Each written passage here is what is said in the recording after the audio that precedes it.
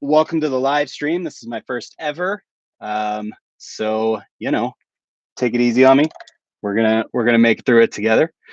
Um, you know, the door prize. We're gonna do a door prize here today.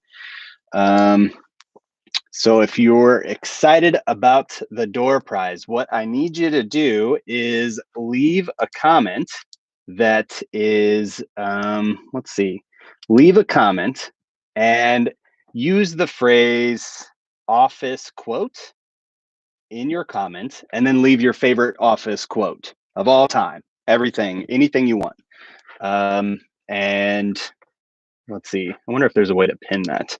Yeah, let's see if you want. Giveaway. Guys, I can't type either. I don't know if you've ever noticed I do a lot of typos in my videos. Then say office quote, and then give your favorite office quote of all time. I'm going to pin that comment so it stays. Yeah, so, any quote, I'm not judging based on the quote, but it's just getting you into the drawing. And if you don't say office quote, then I won't know that that's what you're doing. So make sure you use the phrase office quote, and then we'll go from there. I've got the mechanic is his username, but he's the assistant to the Wolverine, or the assistant Wolverine, depending on if you know who you ask. He's going to be looking at all this and helping me keep everything in line. So that's the giveaway. I put that up at the top. It's on there. When we get close to wrapping this up, I'll go ahead and we'll pick a person at random. If you live like somewhere where I can't easily ship, I guess I should hold, please. Here is your. Uh-oh, what just happened? Okay. Still on? Okay. Yeah, I don't know what's happening. It's my computer is going on and off. Here's our giveaway, the full box DVD set, the complete series. I picked up a few of these when they were on sale. So if you live somewhere where I can't easily ship that to you, then I'll figure out some other way to reimburse you or whatever. So like if you live, I'm not shipping this across the ocean, no offense. So, but there's probably other ways. There's other things we can do. So it's just first time. I thought it would be fun. We could do a giveaway, and if that becomes popular, then we can do a few more. That's all good. So I figured I'd start with some channel updates, and then I would talk about some if anybody's got any questions for Chris or whatever. I get asked a lot of questions on the Discord. So if you got any questions you want me to answer, then we can do that. And if nothing else, then we can just start talking about some office theories. I've got an office theory video coming up in the future. I'm still I've like written a script kind of for it, but it's going to be similar to it's going to be similar to the first office theories video, which was the obscure office theories. So kind of the weirder, the better. So I hope you can come at me with some weird office theories tonight, not just the popular ones, but the popular ones are fun to talk about too. All right. So I think that's everything I wanted to get to. So the first channel update is, So, today while I was setting up for this stream, I was looking at my YouTube thing, and one of the things it had on there was channel membership, which I'll be honest with you, I didn't even know was a thing. So I've been using Patreon, and we have a few patrons. Channel's still small, and it is what it is. So I say this in videos, and I just want to make sure it's really clear. I'm doing this because I love this stuff, and I enjoy talking about The Office. I really enjoy making videos. So none of this is a requirement, right? But I'm a busy guy. I've got full-time job, a wife and kids, and social life, that became a thing on the Discord earlier. And we're starting a new business, and and then I have this channel on top of all of that stuff. And so while I love it, any support, it helps.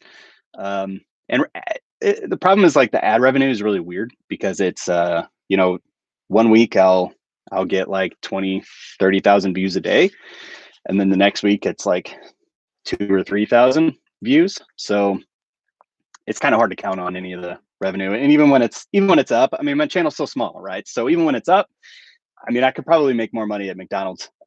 So that's enough about all that. If you want to support, there's Patreon, but I've also set up these channel membership things. And then there's also stuff in this called super chats and super stickers and special emojis and different things that I literally have zero idea about. And I'm not really looking at the chat right now while I get through these. So, just a heads up on that. And if you don't care about any of that, a really good way that really helps support the channel, is to go check out our social media accounts, which I also have to be honest with you, I don't really care about. I'm not a big social media person, but like Twitter, for example, I really don't like Twitter that much, but there's a lot of celebrities and writers and biz people on Twitter, and the higher your follower count, the more street cred you get in that. And I'm hoping that the more street cred I have, the easier it would be to get, like, actual celebrities on the show. Because if I say, oh, hey, I've got over 10,000 subscribers, and I've got this or that, there's not a lot of context. But if I say I've got 40,000 Twitter followers or whatever it is, those numbers start, I think, talking a little easier. So if you want to support, you go out, check those things out. They're on the every video I basically release anymore, so you can find them on there. I think you can find them on the About Me tab, or whatever. I'm on Instagram and TikTok too, but those are just for fun and probably marketing, so not as big of a deal there. And also the Discord. I'm always being told I need to plug the Discord more. It's great. I love the Discord. I'm old, so it's a thing. I've never been on a Discord other than this particular Discord. I mean, when I was a kid, you just called them chat rooms, but I'm old, so you guys know that. You're watching me. Let's see. Another update. I thought I would go ahead and talk about all this too, is the question I get asked a lot is, like, what are you going to do after The Office, after you've reviewed every episode of The Office? The short answer is I don't really know. We'll just see what happens over the next couple of years. I made that community video last month, and it did all right. And what I'm planning on doing is after I get done with season 1 rewatches, I'm going to be doing some more Office and then not Office, Office and then not Office, and kind of alternating those while still doing those, rewatch. While still doing the weekly field guides. So, oh look, somebody did. There's a special chat thing there. Cool, Spider Cam 818. See, I'm looking at the chat now. There we go. That's awesome. Thank you very much. That's really cool. So the so the content, right? Like, I love The Office, guys, but I also like to talk about things that are not The Office. I love movies. I love the MCU, which I know makes me kind of basic in some circles, but call me basic. That's fine. I love it. I'm digging the Scarlet Witch and the Falcon, all that stuff. I'm digging it. It's great. Disney Plus is, other than the Marvel things, we wouldn't even have Disney Plus. And then, speaking of movies, if anybody's seen, if I don't get to talk about movies very often, so on here I'm going to go ahead and plug this movie, Nobody, with I'm blanking on his name, so I'm not just going to say here. Bob Odenkirk.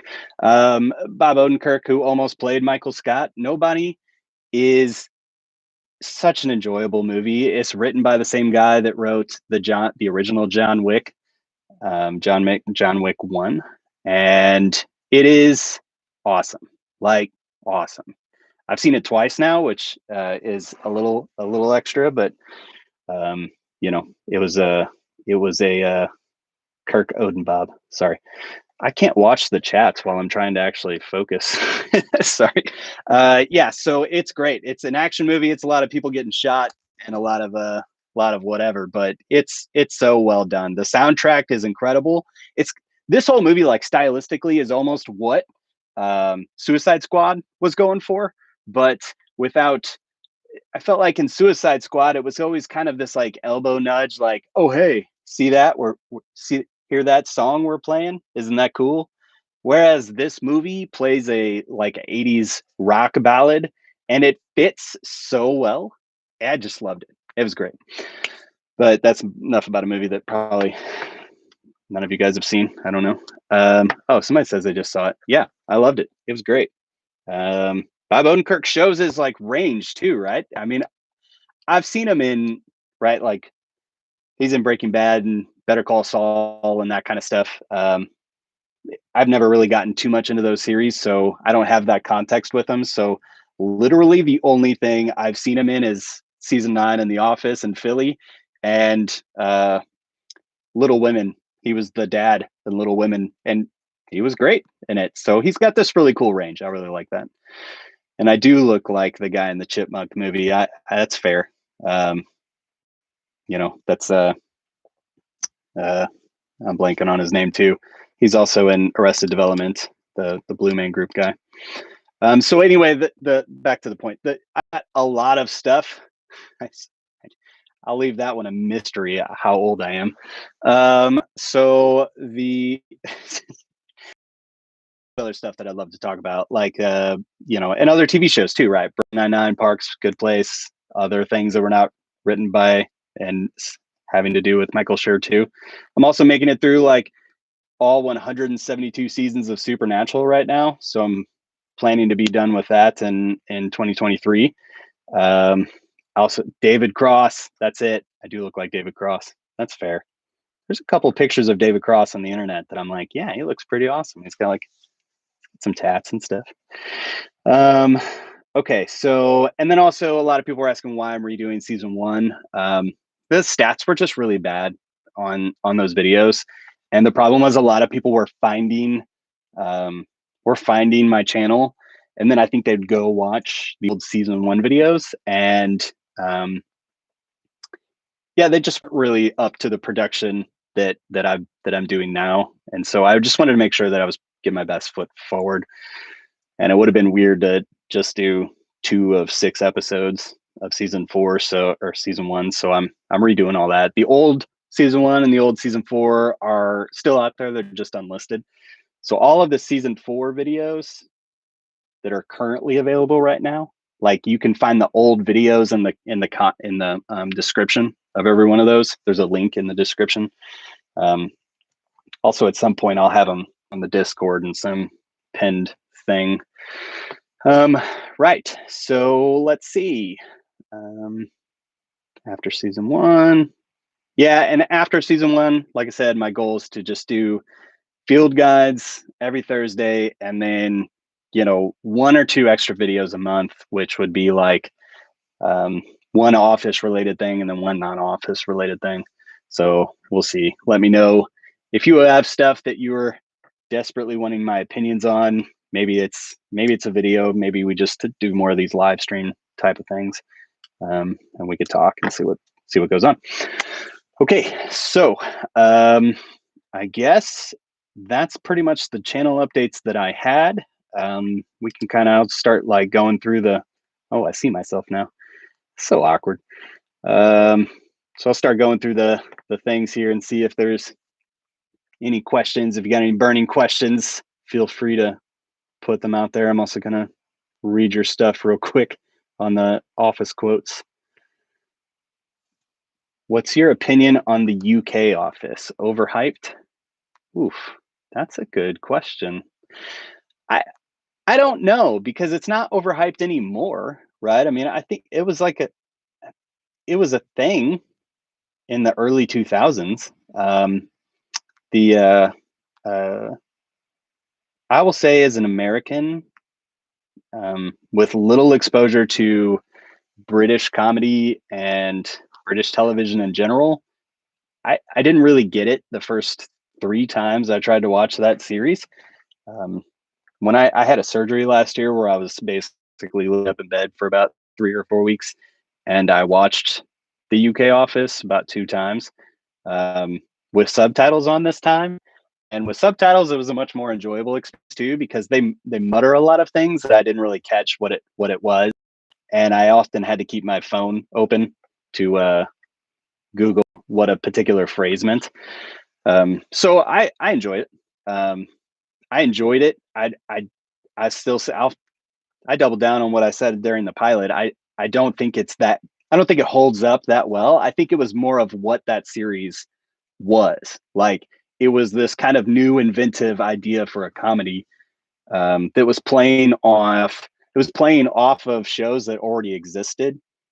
Um, it would be like in America. It would be like, what's the home improvement network? The whatever one of our home improvement networks would all of a sudden just slip in a comedy show that would, you know, be about home improvement, like Tool Time or whatever whatever it was. And it would that's kind of that element that we didn't really get when The Office came over here. Um, so I hope that answers the question. Do you take inspiration from the Office Ladies podcast? To be honest with you, I also talked about this in that pilot episode too. I am a little too ADD. I don't really listen to podcasts very often, and unfortunately, for most of the podcasters I try to listen to, I'm doing it while I'm doing work, like outside mowing the lawn, and I listened to some dude talk about Nintendo for about 6 hours last fall while I was power washing my fence. So I have to be in like the right mood. And unfortunately, like the Office Ladies podcast, I started listening to it. There was a lot of things that I felt like I wanted to start drawing inspiration from. And I'm naturally one of those people when I'm around people, I start taking in um, their way of talking and their way of doing things. I'm very influenced. Um, and so I stopped listening to it.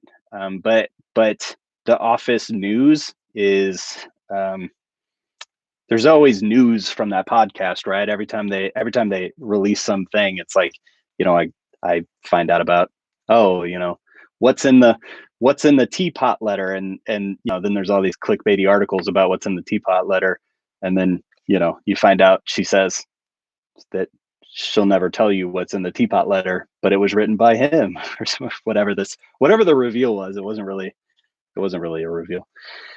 Um, let's see. Would you ever do a Parks and Rec field guide? Guys, I really like Parks and Rec. I think it's a really good show, but um, it had a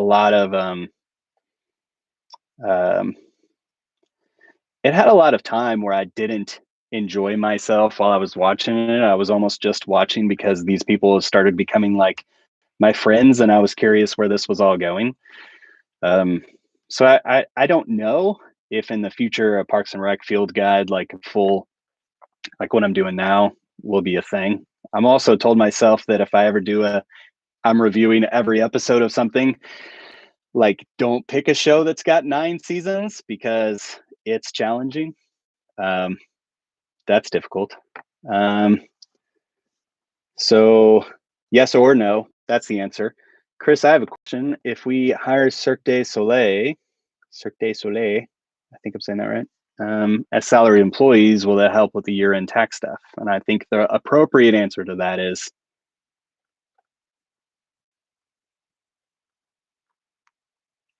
and then move on. So that's a little, um, that's a little 2 weeks. No, that's a little from this last one. new boss. Okay. And lots of people doing office quotes without saying office quotes. Somebody had a message retracted. Okay. I came up with a theory a few days ago and I haven't heard it anywhere. It's about why Michael hates Toby. Okay, Permafrost, say that one later when we get to that. Do you have ketchup fights with your children? I've never gotten in a food fight, I don't think. Well, you know what? I don't know. There's a video floating on the internet somewhere of me like having a water gun fight with the kids, but I don't know where that is. Yeah. Let's see.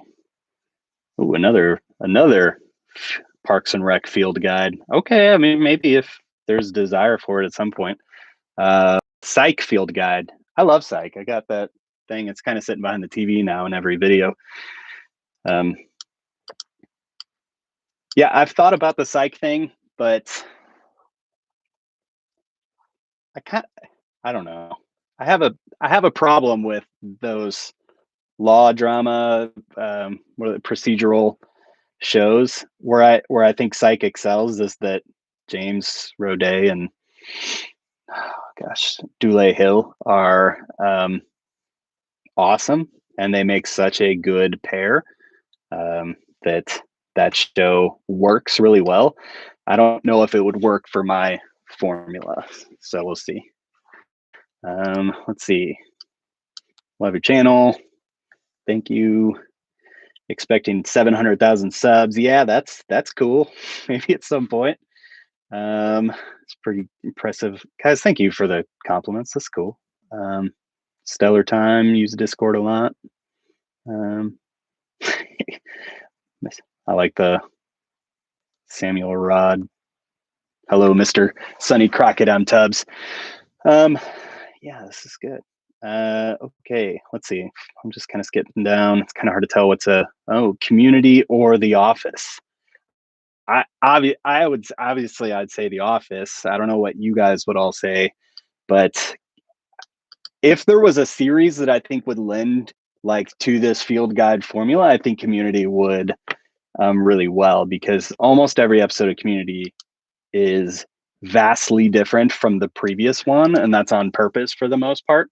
It's always every episode's totally different. So and I enjoy that. And it's also the Russo brothers. So get a lot of MCU crossover there. Dunder Mifflin secretly sold drugs, which is where Ryan and his friends got them. Okay, that's a theory. That's a theory. Another Parks and, or maybe you're the same person, right? Asking Parks and Rec stuff. That doesn't count. You should do Parks and Rec content when you get it. Guys, you guys like Parks and Rec, huh? It's me, Shrek, on the Discord. Hey, Shrek. All right. Let's see. Sorry, just kind of floating through. It's a little hard. This, like I said, this is my first time. How am I in Falcon and Winter Soldier? Okay, so listen, I'm a fanboy. I have to just own up to something. So everything about Marvel gets skewed through this fanboy, thing. And it's not like I don't see anything wrong with it, because I do. But so that's context for what I'm about to say. I think the cinematography of Falcon Winter Soldier is incredible. There's been some shots that I've been blown away by, but overall, I don't understand why they're I don't understand the story that they're telling, like why this was the story that they're telling. But it's only episode 3, which episode 4 is tonight, so which I won't be watching until later. Let's see. So overall, I'm enjoying it, but I'm just waiting for the actual thing, waiting for the crux of it. Hey, thank you. Favorite Office related channel. That's awesome. And yes, nobody's got Christopher Lloyd. And me and the kids just binged all of the Back to the Future movies over the weekend. And then we went and saw, my kids are older, just so we're clear. I didn't take them to this rated R movie. My kids are older, so I did take them to this rated R movie. And Christopher Lloyd was in there, and it was awesome. Yeah, it was great. Sorry, I went back to nobody. Yes, I do look like the guy from Chipmunks. All right, I'm just kind of floating through here. Okay, let's see. Getting caught up. Um, don't talk about Falcon yet. So I was ambiguous. Sorry, I didn't see that. Is Arrested Development any good? Um, I'm gonna be honest. I tried to watch Arrested Development again a couple of months ago, before my Supernatural binge, and I felt like, oh, okay, somebody, I gotta be careful, because somebody just said Arrested Development, heart, heart, heart. Um, yeah, it's great. No, I enjoyed it. It was good. It's it's. I feel like season one, I was having a hard time getting back into it. Is what I was gonna say. I'm not sure that it's as plug and play anymore. Um, Arrested Development and that formula predates The Office and a lot of other comedies that I would call really smart, for a sitcom. And it was you know, it was it was really good for the time. And I think that as the seasons went on, the show got better. But I'm so outside. I watched Arrested Development once in like 2007 or something, and then stayed along with the series as it was going. Um, so I might warrant a rewatch at some point. Let's see. Yeah, I'm sorry. I'm really far behind. Holy moly. Okay. So let's see. I don't I don't know. There's gotta be a better way to to manage all these questions. Did I play any sports as a kid? Yes. I played baseball my whole life, and I played football and baseball in high school. Um, and yeah, I was a star. Nothing. It was often. I mean, I played all the time, but I was never the best at anything. So I knew I couldn't rely on that to for my personality or my future. But yeah, I still love those sports today. Football, American football, just so we're clear. I know we got some international folks. What kind of music do I listen to? I'm gonna be honest with you. I kind of listen to a little bit of everything. I I don't really have many things that are off limits. A lot of times when I'm writing episodes for the field guides, I'm listening to. This is gonna sound. This is so nerdy. I have like symphony. Um, I have a playlist on Spotify that are symphony rendering, like symphony playing, video game music. So and it's great, and I love it. And that's kind of what I play to get my head clear, so I can think and process information without having words mess with. I have never heard of AJR. Hey man, I'm not sure. I music from them, so no, I don't know them. Let's see. Trying to scroll. Chris, did you play any sports as a kid? Yes. Community field guides would be awesome. I do like garlic bread. That's a great and random question. Um, hey, and thank you. Yeah, I'm not old. I just feel old because I had two kids when I was 21, so I've always felt like an old man since, I was real early. Uh, as well, real early in my 20s. I already felt like a old man. I love I love the Godzilla franchise. Um, Thoughts on Godzilla versus Kong without giving any spoilers away. I um, I felt like it did what it needed to do. Um, it was um, it was it was very. What I was afraid they were going to do was do that kind of normal big monster movie thing where they go, and follow the humans, too much, and then not show monsters fighting each other. But I paid to watch monsters punch each other in the face, and that's, I feel like, what we got in this movie. So expecting it to be any more, you know, I feel like you'd not be paying attention to it, or maybe not feel like it was. I watched it for what it was, and I thought it was fine for what it was. Um, all right, let's see. Trying to catch up. Brooklyn Nine-Nine field guides would be awesome, but again, I feel like Brooklyn Nine-Nine and Parks and Rec kind of have that same thing where they always have that moral in it, but they're not. It's not like, I don't feel like it's every episode kind of has a really unique footprint. Another Godzilla question. And we can talk about that more later. Let's see. Oh, 30 Rock. 30 Rock's a great show. But another show I tried to watch again and kind of struggled to get into. So I did enjoy it the first time I watched it. I loved it. I would laugh so hard every single time I'd watch that show. And I'm not a big laugh out loud kind of person. Sorry, still trying to scroll. I think I'm catching up, but then all of a sudden then the thing scrolls down like crazy far. So hopefully this is entertaining.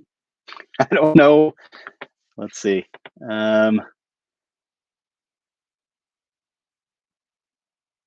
Yeah, let's see. Flowing through. Hey, it was just marathoning your office videos and saw you were live. What's up? Hey, I hope you're still on. That's cool. Oh, yeah, I get the Vsauce thing a lot too. I get David Cross and Vsauce. And I'm gonna be honest with you, I don't know who Vsauce is. I don't watch a lot of YouTube, guys, so that's also why I'm awkward and weird, and my stuff tends to be a little different because I have like 5 channels that I follow. So that's cool. And I actually really okay, this is a question, Rick and Morty. I really like Rick and Morty, but I've never really watched it. I same reason I don't watch I not the same reason, different reason. But I put cartoons in the same kind of bucket as podcast for me. It's like I don't have time for them. But every clip or episode of Rick and Morty that I've watched has been really smart. And if there was a cartoon I'd watch, I'd watch it. Okay, my wife watched New Girl and watched it out here on the other side of the wall, and I heard a lot of it. So I don't know if that counts. Everything I heard was pretty funny, but I've never actually watched New Girl. Everything was pretty good though. Let's see.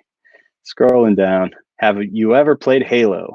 Halo was basically my high school years for me. The original Halo. Loved it. And I feel like at some point somebody asked me my favorite Halo one. I'm gonna say Halo 1. That was the original. That's where it's at. Have you ever seen My Name is Earl? Yes. My Wolverine assistant to the Wolverine mechanic has gotten me into that show. I'll say I got about 3/4 the way through it, and I've kind of fallen off. Also, though, I watched it while I had COVID last year, so maybe I wasn't watching it under the most favorable circumstances.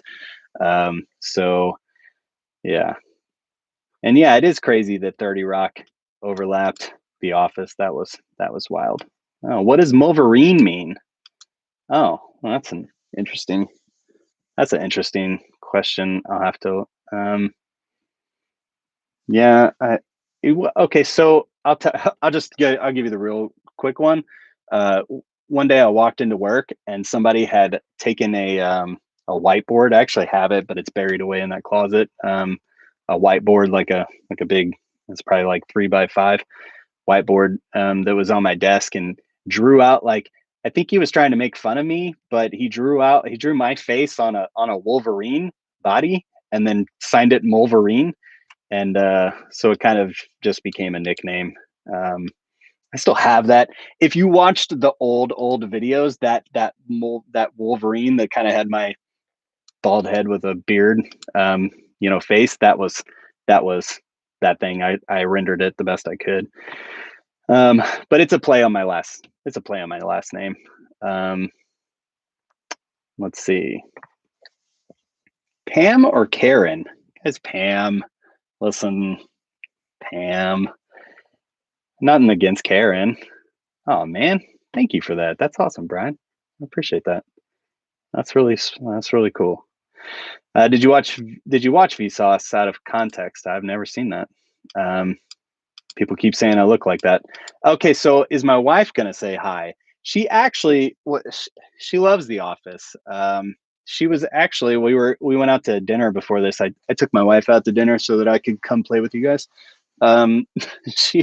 She was like, should I come in and give you a Post-it note that just says hiya buddy on it so you can seem like you're really important? And so maybe we'll play around like that at some point. let's see. Yeah, welcome. Okay, I think it looks like I'm catching up. Chris wife reveal. Yeah, I don't know.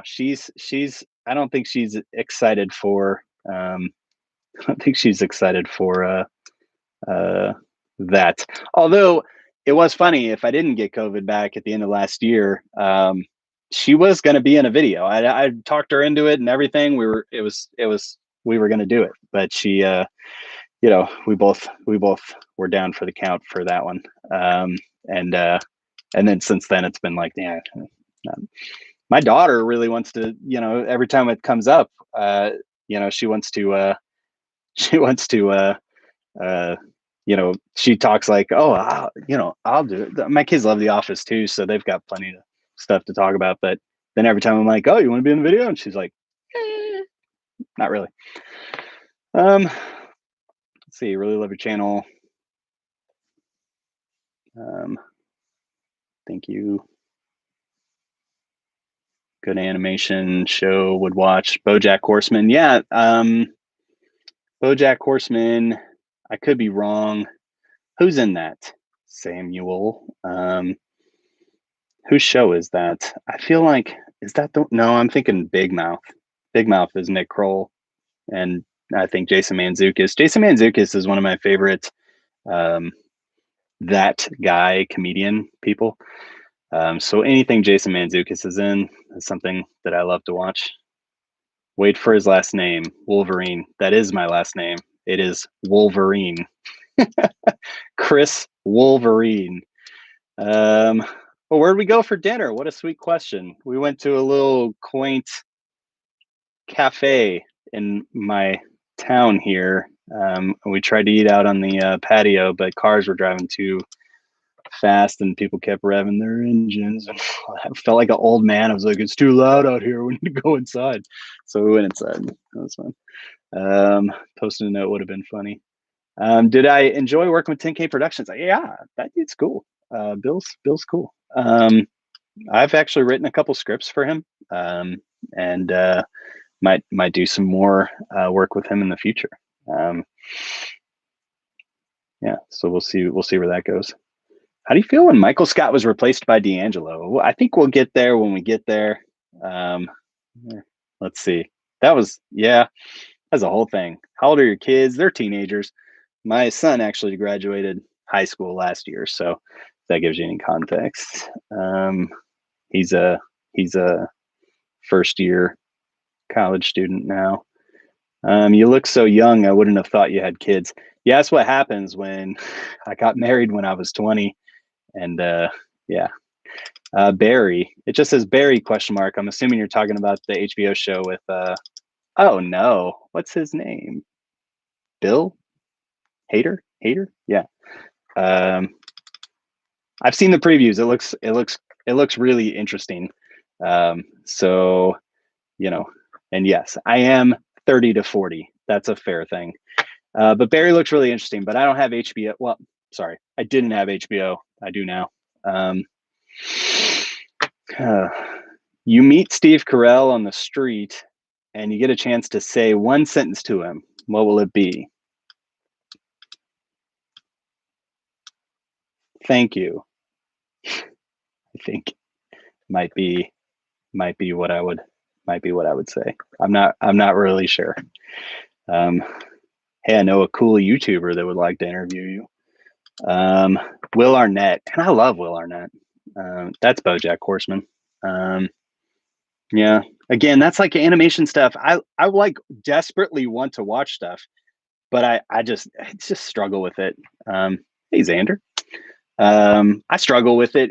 I don't know. There's just something. I don't know if I'm like the tail end of a millennial. So I don't know if it's just too old or what the deal is, but it's difficult. You must live somewhere where it's warm. Yeah, kind of. Underrated. Yeah. Thank you. Appreciate that. Yeah, I wouldn't think I have a college kid either. That's crazy. Let's see.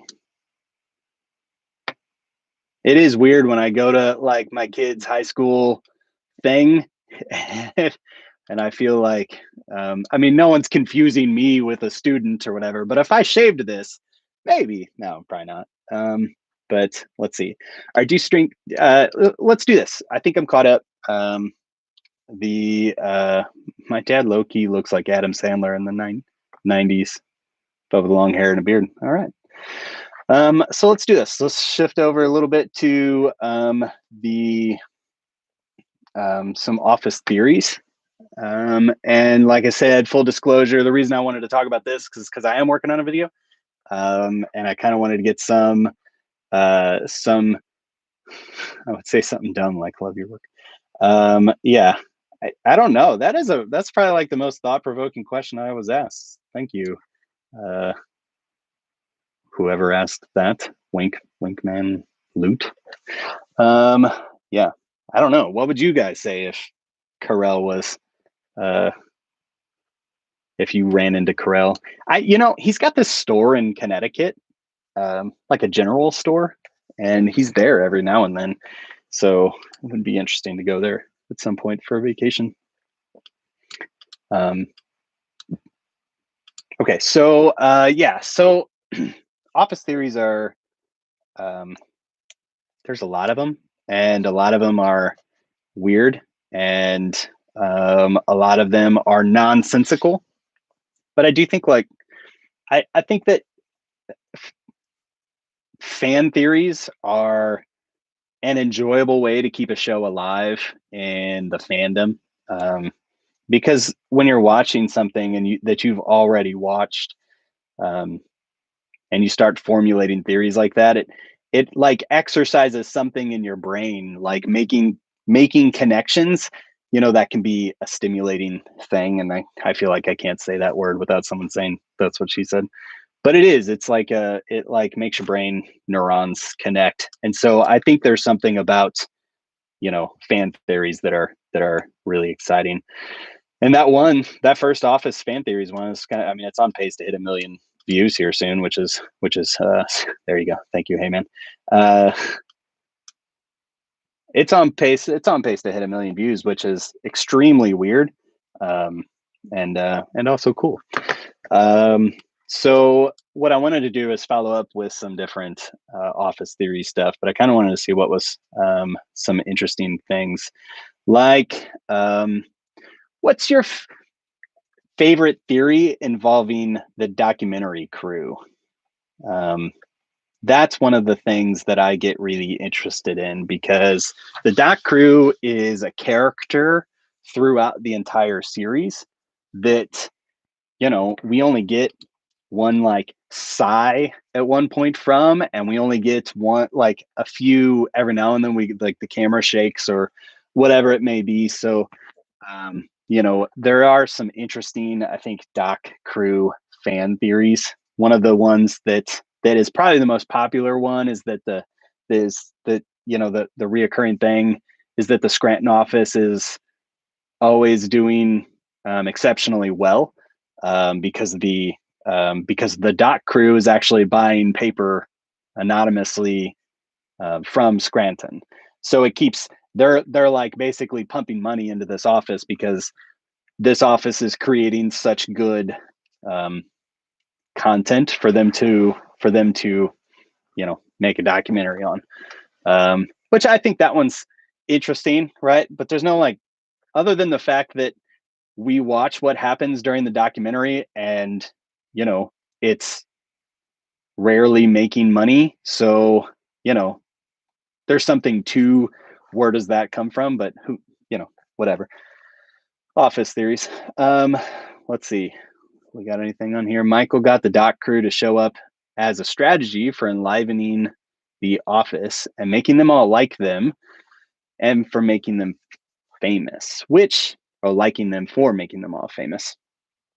Yeah, I like that one. There was actually another one that I'd written down, is that Michael's faking this. Michael's always putting on a show, and the few times that you see the cracks in Michael's facade is the times when he's being genuine, or he's being, um, like, he kind of cuts the crap, and like in what's coming up here at the end of the Michael Scott Paper Company thing, where you kind of get to see the Michael genius, and you get to see the you know the that interesting side of him, that everything else is just a facade that Michael puts on because he knew that he's got to put on a show and be real flamboyant for what the word actually means, right? Like of just look at me, hey, and so the intentions is always on him. Um, and so yeah, that was good. And yeah, so hey man, and I love that's a really good theory. Hey man, actually, I was going to bring this one up that he had the theory of Kathy's a paid actor sent from PBS to stir up drama amidst a waning show after Michael and Holly left, which is I when I first read that, I was like, yeah, whatever. That's just one. And then it was one of those things where I couldn't get out of my mind. And it's really interesting because if you would believe that the doc crew would pump money into the Scranton office by buying paper to keep them alive, then, maybe they would hire an actress to come in and like appear for a little while, get her a job in the company, and then, write something for her to go away. There's also the theory that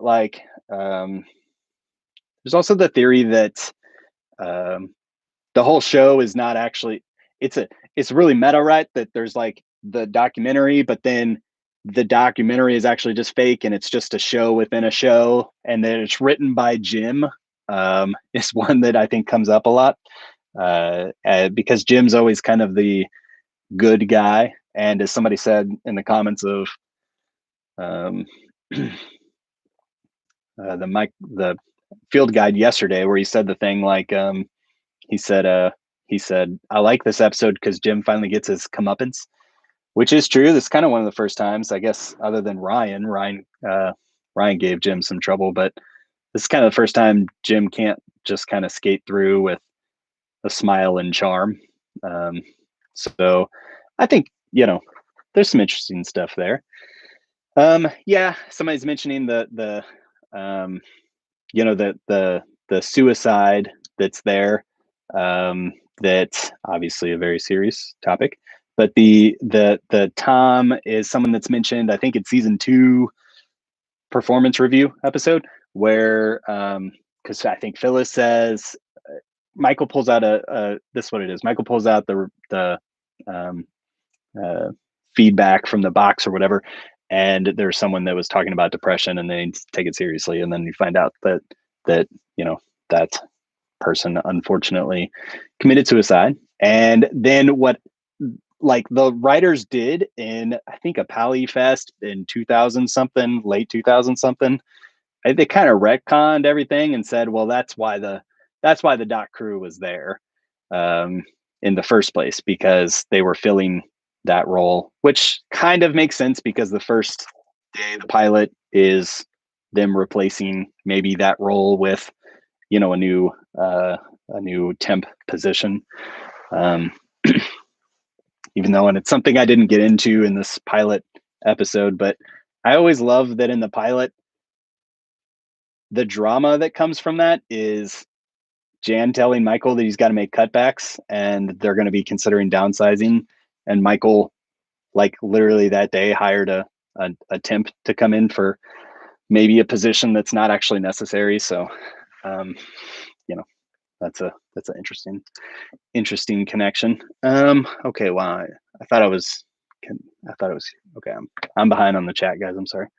Dot crew, after Michael Scott left, they knew they lost their big drama hook for the show, so they paid people for drama. Yep, that's like the Kathy and the Frank. I like that. That's good. I like that one. Let's see. I know about split personality. Okay. What if Michael has 2 personalities, caring and selfish? Okay, so like, maybe he's like Harvey. Like, do you mean like Harvey Two-Face kind of Harvey Dent thing going on where he's like, hey, and then he's like, hey, or if he like goes to the bathroom and when he comes back he's a different person. I mean, I'm not making light of split personality disorder or whatever it may be. I don't really have much context of it outside of outside of what I've seen on TV. So Michael Scott moment for me. Stop doing dumb, deeper meanings. A comedy show and it's not deep. Ooh, well, I don't know. I mean, I feel like I make a pretty good case on all of those, but you know, Jim Halpert, you're free to, you know, your opinion on that. Um, but I don't know. Here's my thing. Um, I I I try to be honest when I feel like there is no real message to an episode. But sometimes there's such clear stuff in the writing that it's like this couldn't be a mistake or a coincidence. I'm not reading into something that's not there. Sometimes I do, right? And I try to speak to that when it's there, but um, you know, it's there. The deeper meaning's there. Everything's got it, right? It's not just comedy. It's it's not just drama that's got a deeper meaning. Um, what is Robert California's real name? Isn't it like Bob Kalamakis or something like that?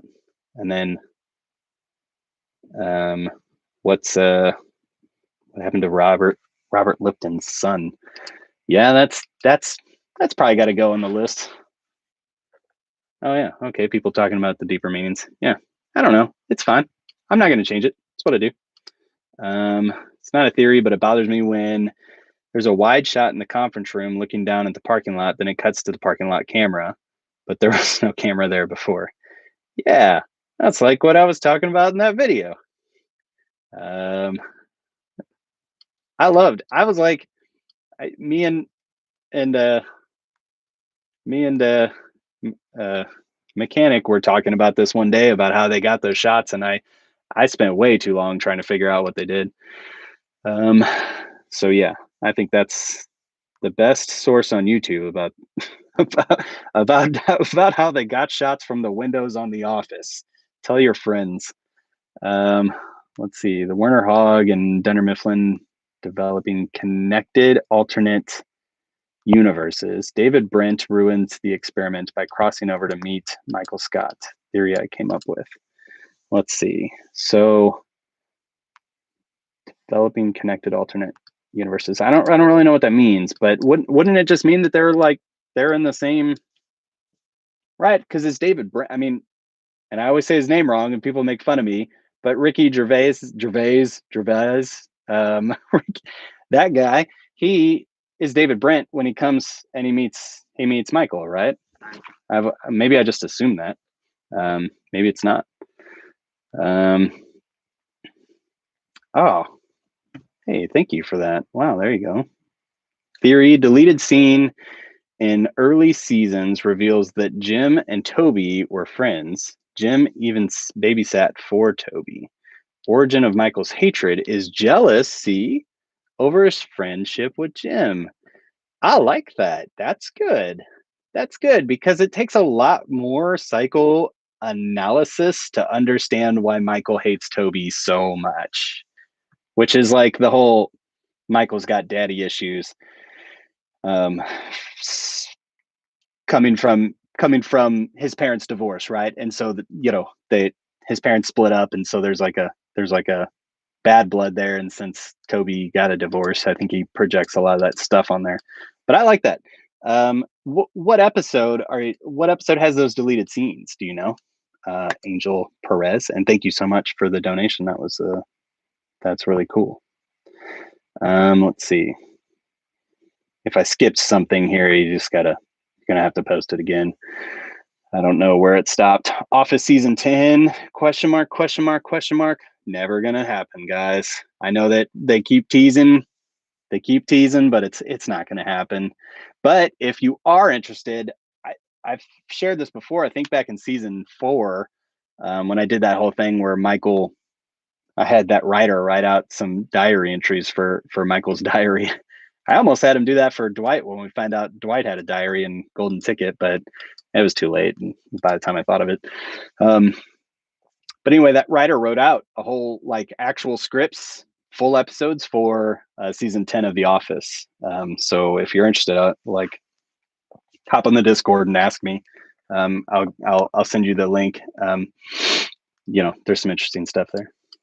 Sureverse, yep, and yeah, Sureverse was the connected universe thing which I made a video about. Literally one of the first videos I've ever made.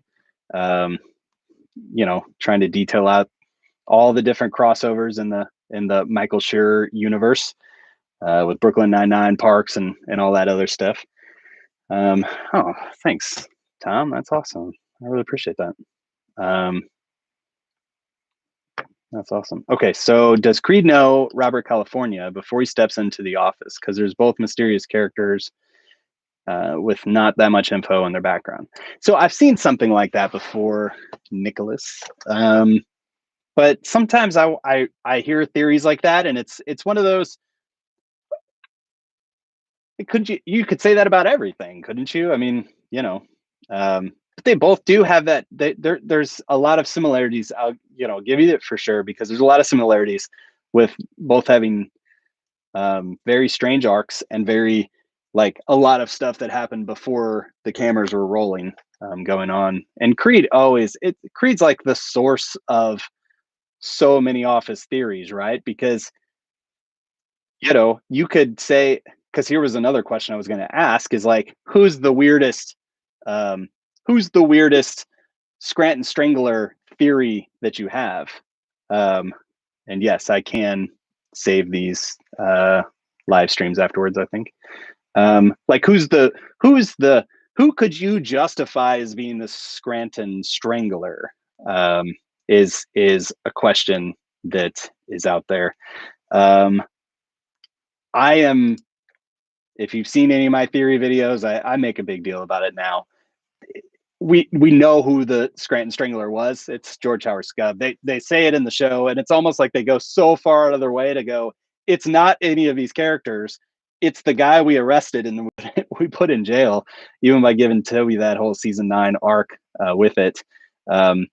And yet we all just love Scranton Strangler theories. And I just found out this year that, I guess, like, they've said that the Strangler didn't actually kill anybody, that he only like strangled people to the point where they passed out.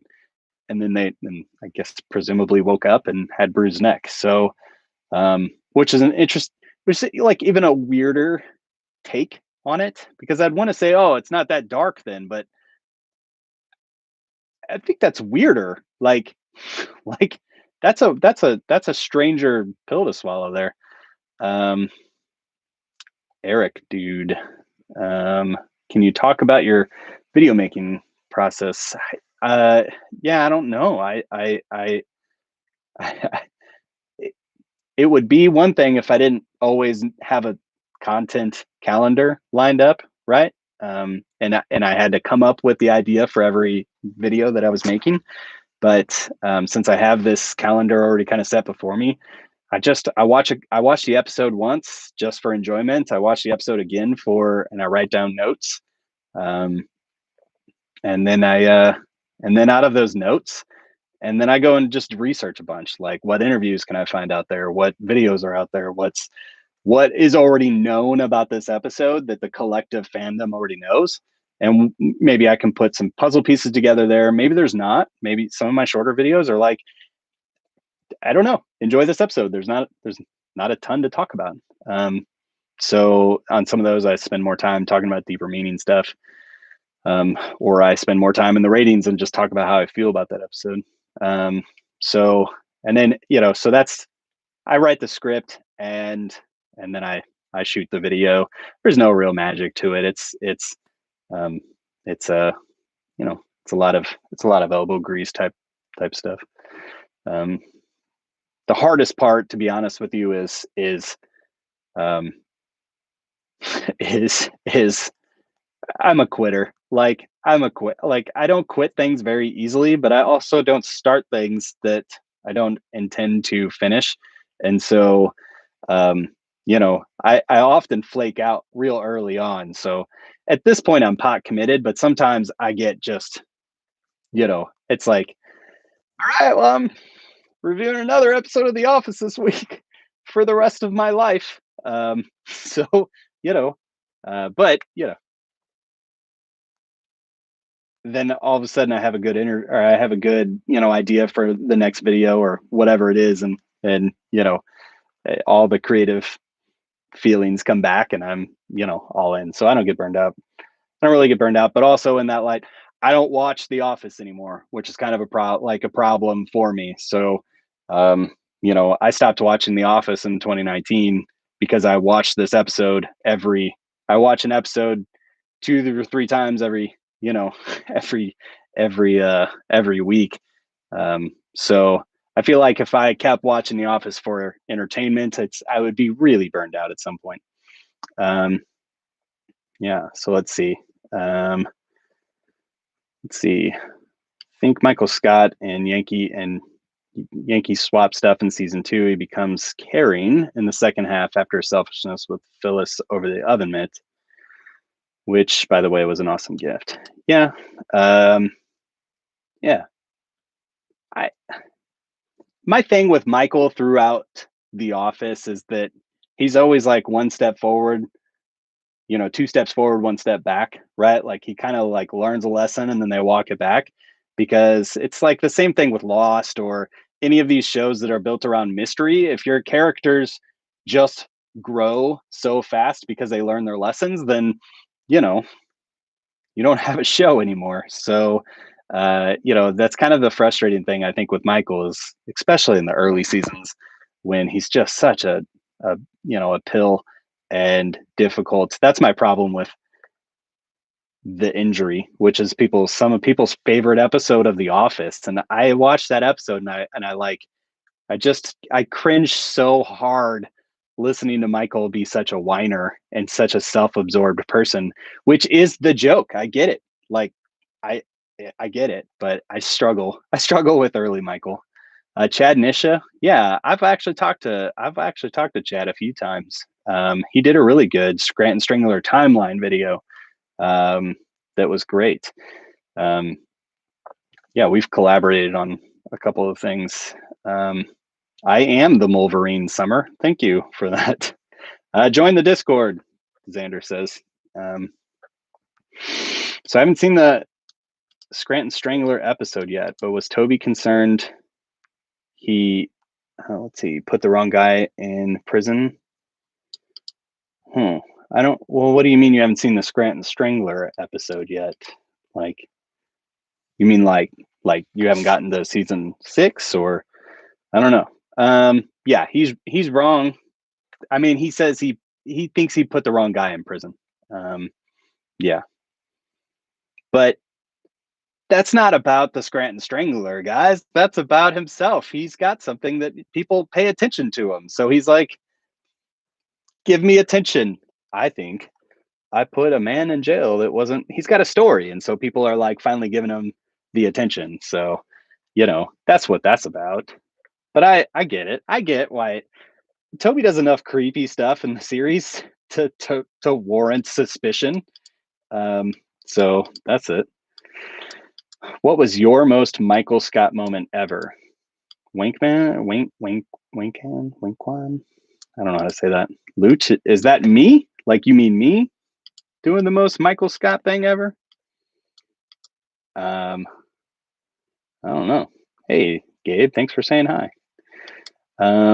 Do you think that the Scranton Strangler was ever supposed to be solvable arc, or do you think that it was supposed to be a one-time joke and pregnancy episode, then was sculpted by fan theory? Spider Cam, I think you answered the question. I genuinely think that it was the bit when Andy slaps that newspaper over there, which may be the funniest part of that episode. I don't know. I haven't seen it in a while.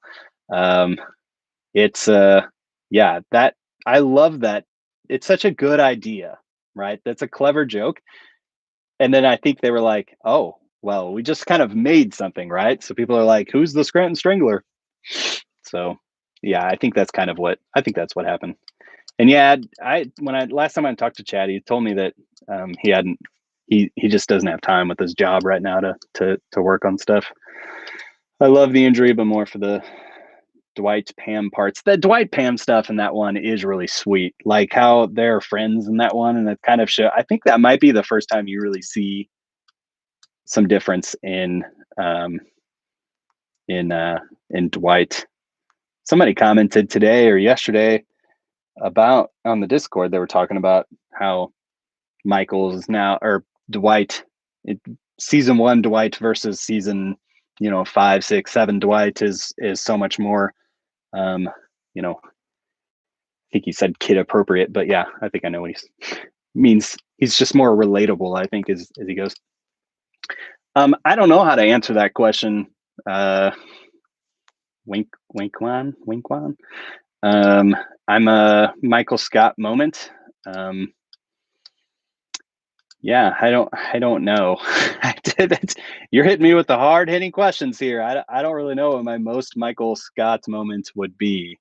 What's your most Michael Scott moment? The only thing literally, and I don't know why, but sometimes I can't, I'm OCD and I can't get off it. I've never done a twirl on stage and pointed, so, but like, I don't know. We'll see. Maybe I need to do that at some point just to get it out there.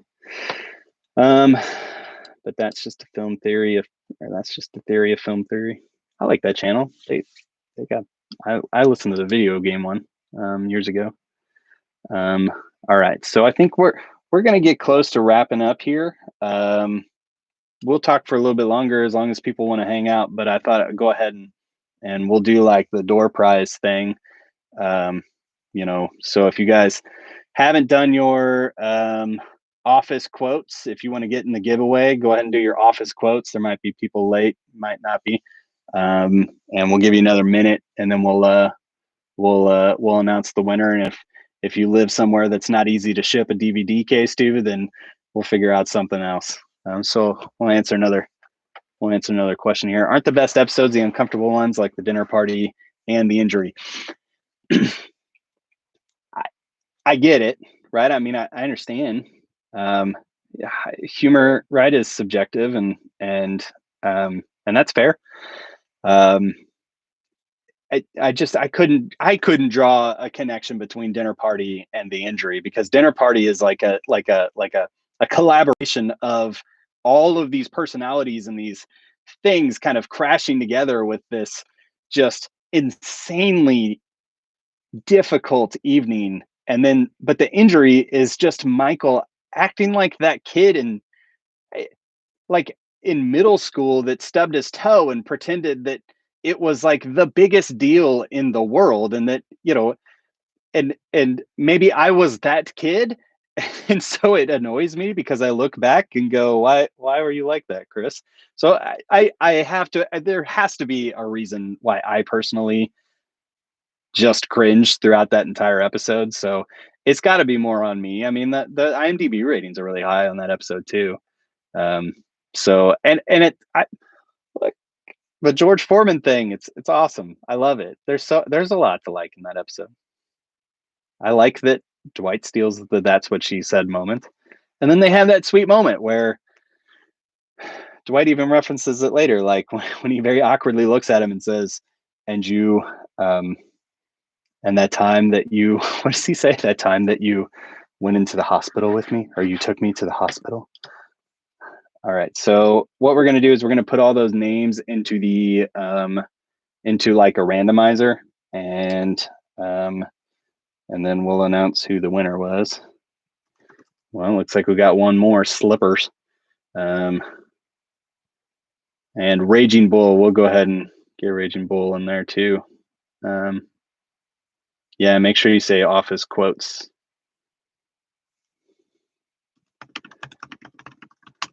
Let's see. Yeah. Can you submit another one? Well, one entry per person. How about that? Let's get formal with this. No, it's not based on the quote. We're not judging the quote, specifically. Just a door prize. So why in the world are you so much calmer in this live stream? Calmer? Ooh, I don't know. Am I calm?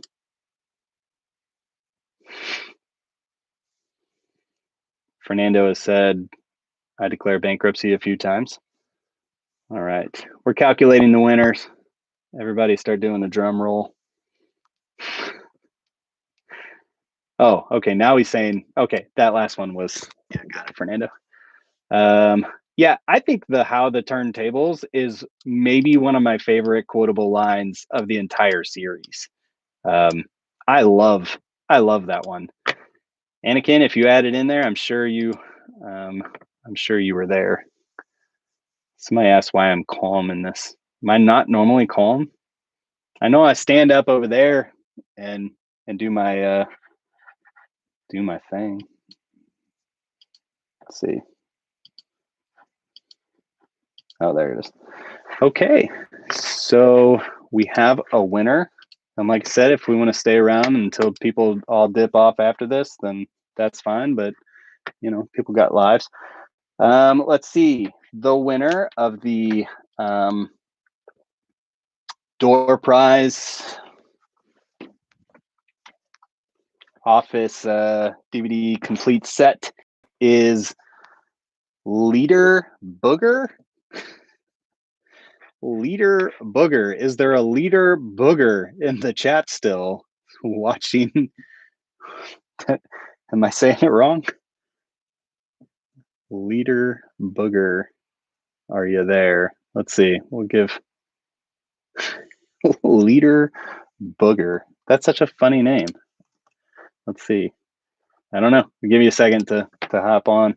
I think I can. It says, let's see. Is there a way for me to tag people? This is. Yeah, there we go. Leader Booger. Let's see. I just tagged them. We'll see if they respond.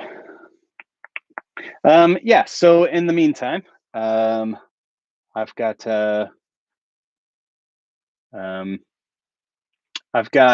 dinner party, not dinner dinner party. I've got Diversity Day coming up on. Yeah, I know, right? I don't know if he's here or not. I don't even know if these chats stay here. Like if I'm even going to be able to get a hold of them if he's not he or she. Leader Booger can be whomever. Oh, there they are. All right, congratulations. There you go. All right, so here's your instructions. I need you to either hop on to our Discord and I actually just won $500 on a lotto ticket. No way. That's crazy. So I need you to either hop on the Discord and message me on there, or shoot an email to my shoot an email to my account that's on YouTube. It's just mulverinefilms@gmail.com.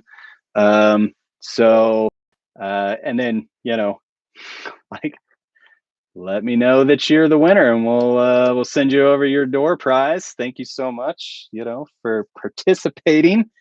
That's cool. Honestly, I've got a whole like swag section that you can't even see down in the when I'm filming the videos and stuff. Because I keep getting crap sent to me and I'm not really in on doing um, you know uh, you're not going to hear me talking about air airbuds or discount stuff anytime soon. So on the channel. So that's not really my speed. Let's see. All right. So okay. So here's what we'll do when it starts dying out. What not airbuds? What is the Raycon things? You know what I'm talking about? Every YouTube channel I go to, they're like, oh, let me talk about Raycon AirPod things for 5 minutes of this 7-minute video. Um, thank you to your contents got me to this point. There you go. Awesome. Yeah. So not really going to be. Oh, look at that sweet thumbnail that popped up for this. I'm like, it's so stupid. Yeah. So Leader Booger, if you didn't hear me, either email me on. You can find that on the About Me tab on the channel, or find us on the Discord. And that's open invite for everybody, right? The Discord's open for everybody. It's fun. It's awesome. And you know, we'll close out, but also if people want to keep throwing me questions, we'll do this for a little bit more time while people have stuff. And then when it starts feeling sad, I'll I'll cut it off. So it squeaks when you bang it. Yep. One of my favorite "that's what she said" moments. Would you consider doing Gangsta Penguin? Would you consider doing reviewing the Avatar: The Last Airbender? If you're talking about the movie, dude said Airbud. I did say Airbud. Yeah. If you're talking about the movie, yes, I would love to do a movie review on Avatar: The Last Airbender. If you're talking about the cartoon, which I went on for way too long earlier about my problem with cartoons, I actually have watched all of that series, and I loved Airbender. I thought it was awesome. So no, I said no, the show. I got it. The movie's no good. Although I'm a fanboy of oh my gosh, Sixth Sense guy. I don't know why I can't think of Sixth Sense and the signs and all that. I need the neurons to connect.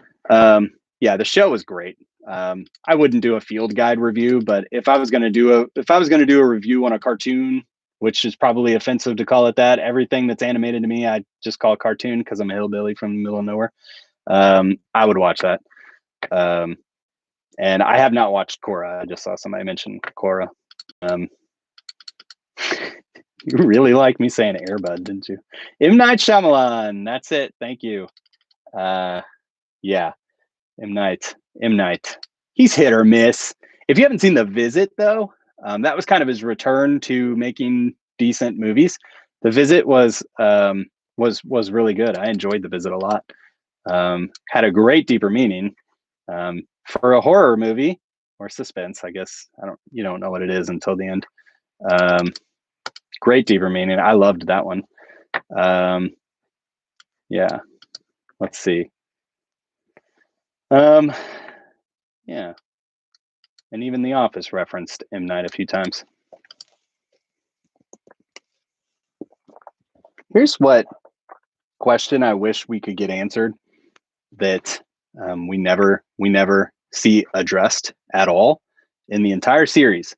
Something that happens from the pilot all the way through to the finale is what happens to the conference room when, like, to the conference room table, because there has to be this moment when Michael says conference room 5 minutes that like two guys have to, or girls, whatever, have to go, two employees have to go and like pick up that table and break down the legs or something and carry it out of the room so that they can have a meeting with all the chairs in there. And then, and then set back up the conference room table after the meeting. That conference room table is one of my favorite little things where there's an expanded universe that we never get to see. And it's just those little details about what happened to the conference room table.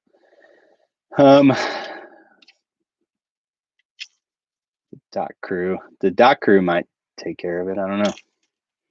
I doubt it. It seems like a business. The conference room is a universe in and of itself. I like that. Okay, so I did have a few, like I had one more category of affairs that I wanted to get to. I'm sorry, one more category of theories that I wanted to get to, and they were affairs. Because that's one of the things people seem to really like to talk about is like who slept with who. So any theories out there that you guys know of? I wrote down 3. There's the theory that Roy cheated on Pam with Angela.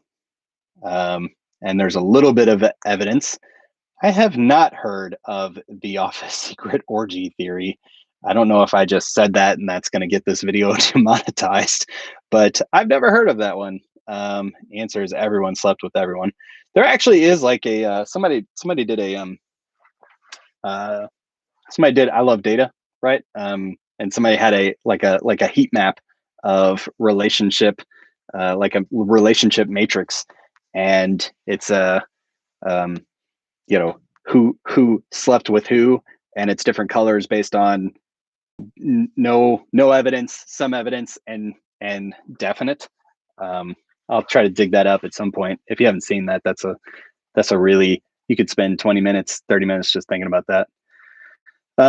So I've got Roy with Angela, and that's more of because Roy says that thing in um, the fire episode in season 2 with who would you do or whatever, um, and he says the Christian chick, and then the the other one is the um, Angela seems all like hot and bothered with Roy when he comes in to get his, what was he was it when he came in to get his check, um, or was there a different time?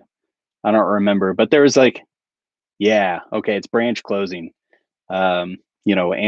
Angela seems all hot and bothered, which if I remember right, was weird because she was currently with Dwight during that time. I mean, secretly with Dwight. The other one was the obvious. People talk about this one all the time. Oh no, it was when she was asking about the office being. Yeah, she asked if the office was being closed, and she was telling him like, "Oh, you'll be fine because, you're a big strong man or whatever." Um, but anyway, she was she was like in a relationship with Dwight is what I mean. Um, so then there's that theory. There's Jim cheated on Pam with Kathy, and that one's got an interesting little dock crew connection because it was, um, it was like because the dock crew knew about it and they kept it quiet, and so I don't know. The Tallahassee arc is not one of my favorites.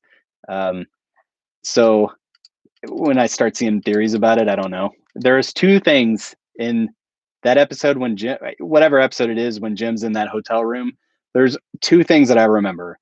It's when Jim's trying to get Pam or Kathy out of him, and he calls Dwight saying there's bed bugs, and Dwight asks if, what does he say, like, were they walking all smug or how were they walking? And Jim does that, that thing. It's great. I love that. And then there's the prank Jim pulls on Dwight with the um, meet me in the alcohol club or whatever it was. Um, that was a great, one of my favorite pranks. But that theory is that Jim cheated on Pam with Kathy and they hid it. But then there was like they used the evidence where Jim starts to say during that finale episode about how he didn't handle things right, and um, and then Pam cuts him off because she didn't want to reveal that there was an affair or something. So I don't buy it, really, any of that. I think it's just trying to, give more. Jim seemed pretty. I don't want anything to do with that. But I guess the theory would say he only acted like that because the cameras were around. Phyllis and Stanley, I think, was the other one. Phyllis has that one line in season 2 where they said, right, like something about interoffice relationships, and she says something like even one night stands, and um, and so there's like something there. She was with somebody in the office. I've heard maybe she was just thinking of like Bob because that relationship would have started happening at some point.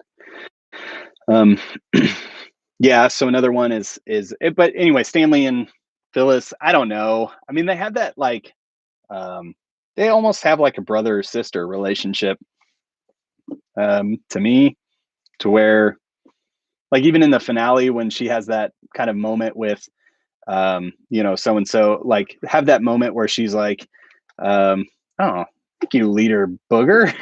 That's awesome. That's cool. I really appreciate that.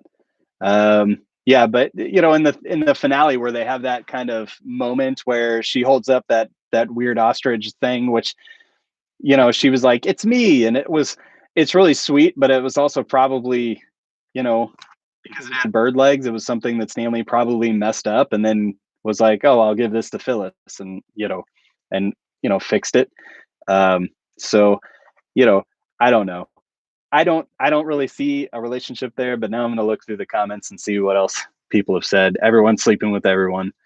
Um, SNL's done some great Office parodies. I agree. There's some awesome stuff out there. I love the one somebody did. I think it was SNL that did the one with Martin Freeman and everybody's like Lord of the Rings characters, and that one's pretty.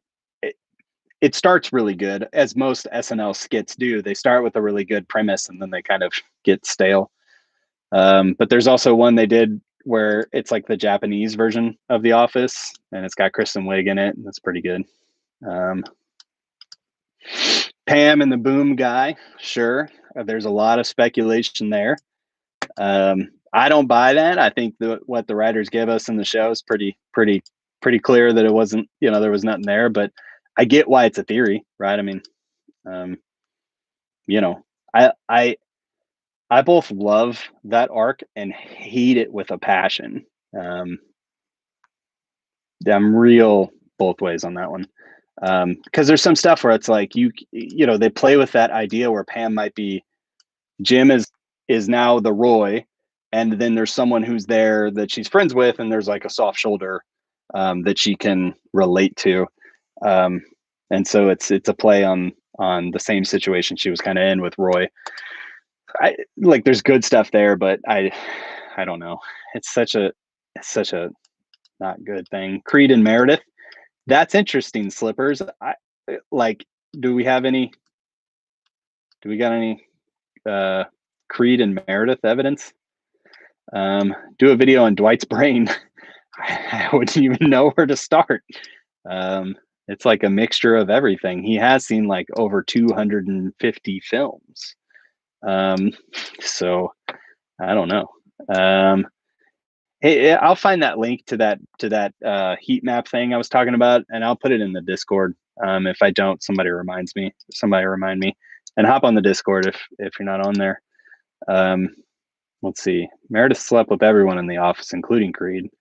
Yeah, I don't. Yeah, okay. I mean, that's fair. I mean, she had that deal with someone, right? And there's a deleted scene where you find out who that. It was it was like someone that used to work at Dunder Mifflin but doesn't anymore. Um,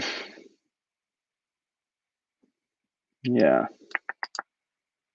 I don't know why, but when Michael is asked, what if you were gay? And then he says, well, you should know better than anyone, Jan, and makes the amazing turn towards camera, makes me die. Yeah, that's a good one. It's a good one. I don't know what that's in reference to. Every time every time it is very special for me for some reason. Did that ever catch your eye? Oh, I,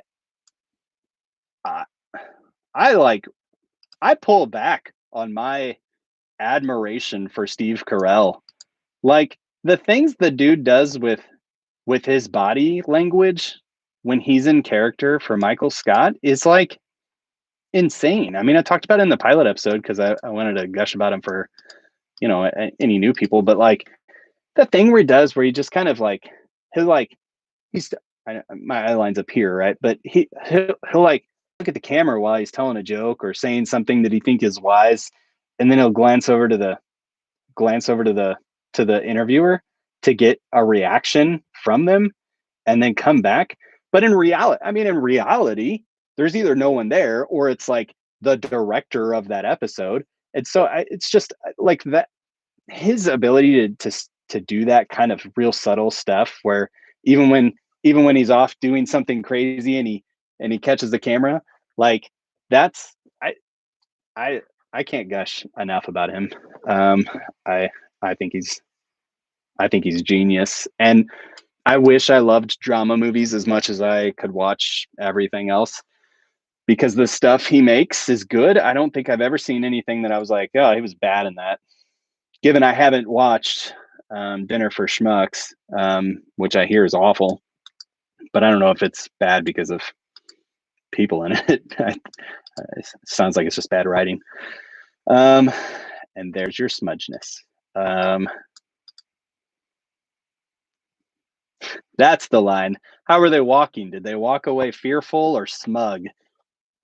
It's just like real smug. That's like one of my favorite. It's so juvenile. It's just such a. It's just I don't know. That's like a late season joke that I love because he's both playing with Dwight and not. Oh, thanks, your mom. Guys, your mom just look at that. You're the best. All right, so you don't buy anything. Yeah, I don't. You're right. Pretty much I love thinking about office theories and then I don't believe any of them. Um, yeah, that's kind of the way I operate. All right, but what else we got here? Creed, why haven't we ever uh Meredith? Oh, okay. So the show says they had. That's not a theory then. Um so yeah, Creed and Meredith confirmed have it did happen. A Shane Dawson style documentary. I'm going to be honest with you. I don't know what that means. I'll have to Google what Shane Dawson style documentary means. Um, so that's probably Seth Plummer. I'm going to send you $500. Cool. Um, and then there's the theory that Creed is after the Loch Ness monster. That is one of my favorite things. Like Creed's randomness is sometimes it gets a little exhausting later in the series, but that like his like scuba diving comment, if I can't scuba, then the what is all this for? Is so weird and funny. Just because it's like a non sequitur and you don't really know what he's talking about. But then the um and um, but then the that theory then brings into the whole Loch Ness monster thing that he talks about with all the riches of Scotland or whatever. Um, yeah, and yeah, that it is a David Brent thing. That the whole Michael Scott, Carrie doing that. Um, it is. That's fair. I think that uh, it is a character trait that I think but Carell, um, where I think the U.S. office excelled versus the UK is when they found that niche of Carell being the source of cringe, where you kind of hate him because of episodes like The Injury. Um, Yet then you can also love them, and sometimes they shoehorn in those moments of uh, sometimes they shoehorn in those moments of like redemption for him at the end of the episode. Like to this day, I'll still say that the Halloween episode when they couldn't come up with anything better after he fired, you know, Devin and everybody just left. Like, so they were like, well, let's just have them giving out giving out kids candy to kids, for trick or treating, and it is a cool moment, but it's difficult. But anyway, the point is like I feel like Carell has this way where he managed that stuff, and that's not what the UK office was going for. So it's probably not a fair. It's not a fair comparison.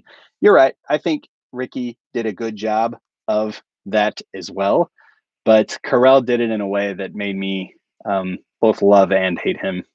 So I got to go with that one more. Um, all right, we got some people dropping, but still plenty of people on. I really wanted to love Space Force 2, Cat Nurse. I thought, what's his face? The supporting guy. Why can't I think of people's names tonight? Let me see. I got a window up here. This is oh great. I just pulled up the actual Space Force. Let's see. John Malkovich. John Malkovich is so good in that show. I think he made that show. I think what broke that show was the writing, because it feels like it was supposed to be a longer series, and they just crunched it down. For anybody that's seen it, it's on Netflix. Space Force, starring Steve Carell, and John Malkovich, and also Lisa Kudrow from Friends is in there. But if it feels like they were like going for one thing and then they decided they were going to go somewhere else, and then they were going to do this and they were going to do that. I feel like the times that show shined was when they had these like real character driven moments where where General Mark Naird, whatever his name is, would have these like moments with his daughter, or he would take a leadership, like he would take leadership finally and do something. And the problem was that those moments always got like undercut by just weird writing, because like one episode he's helping his daughter with trigonometry, which, I mean, people are criticizing me for my math skills on my last video. I did math, like it was fine. I passed. Like I couldn't do trig. And Carell's like helping his daughter with it, like explaining it like a tutor. But then like 5 minutes later in the show, he's, they're like, hey, we need to deal with this space problem. And he's like now reverted back to the intelligence of a child or something. And I get that there's a difference between these things, but his character was inconsistent, which made it hard to get a grip on. So I don't know. I don't know. Maybe I do need to just write down. I like your question, Circle, about David Brent. Maybe I just need to write down my thoughts on the difference between those lead characters. I'm a much better writer, guys, than I am communicator. Spoken communicator, I guess I should say. We never mentioned the theory about accounting, Kevin, insider trading. Yes, that is a big theory. That's on my list. The Kevin is the secret genius, skimming money off the petty cash and different stuff. And there's he does, right? Like is it in the actual cut of season 4 when they go to play golf that he actually like took the money that he gambled with petty cash? So that's already a thing he's doing. I mean, we know he's skimming money, but the accounting fraud thing too comes from the convict when he says I had oh no, what's that guy's name? The convict. Someone in the chat. I don't know. He has the convict, whatever his face. I guess it bothers me because this is why I'm better on camera. After edited. Anyway, he says the thing like, oh, Martin. He says, oh, I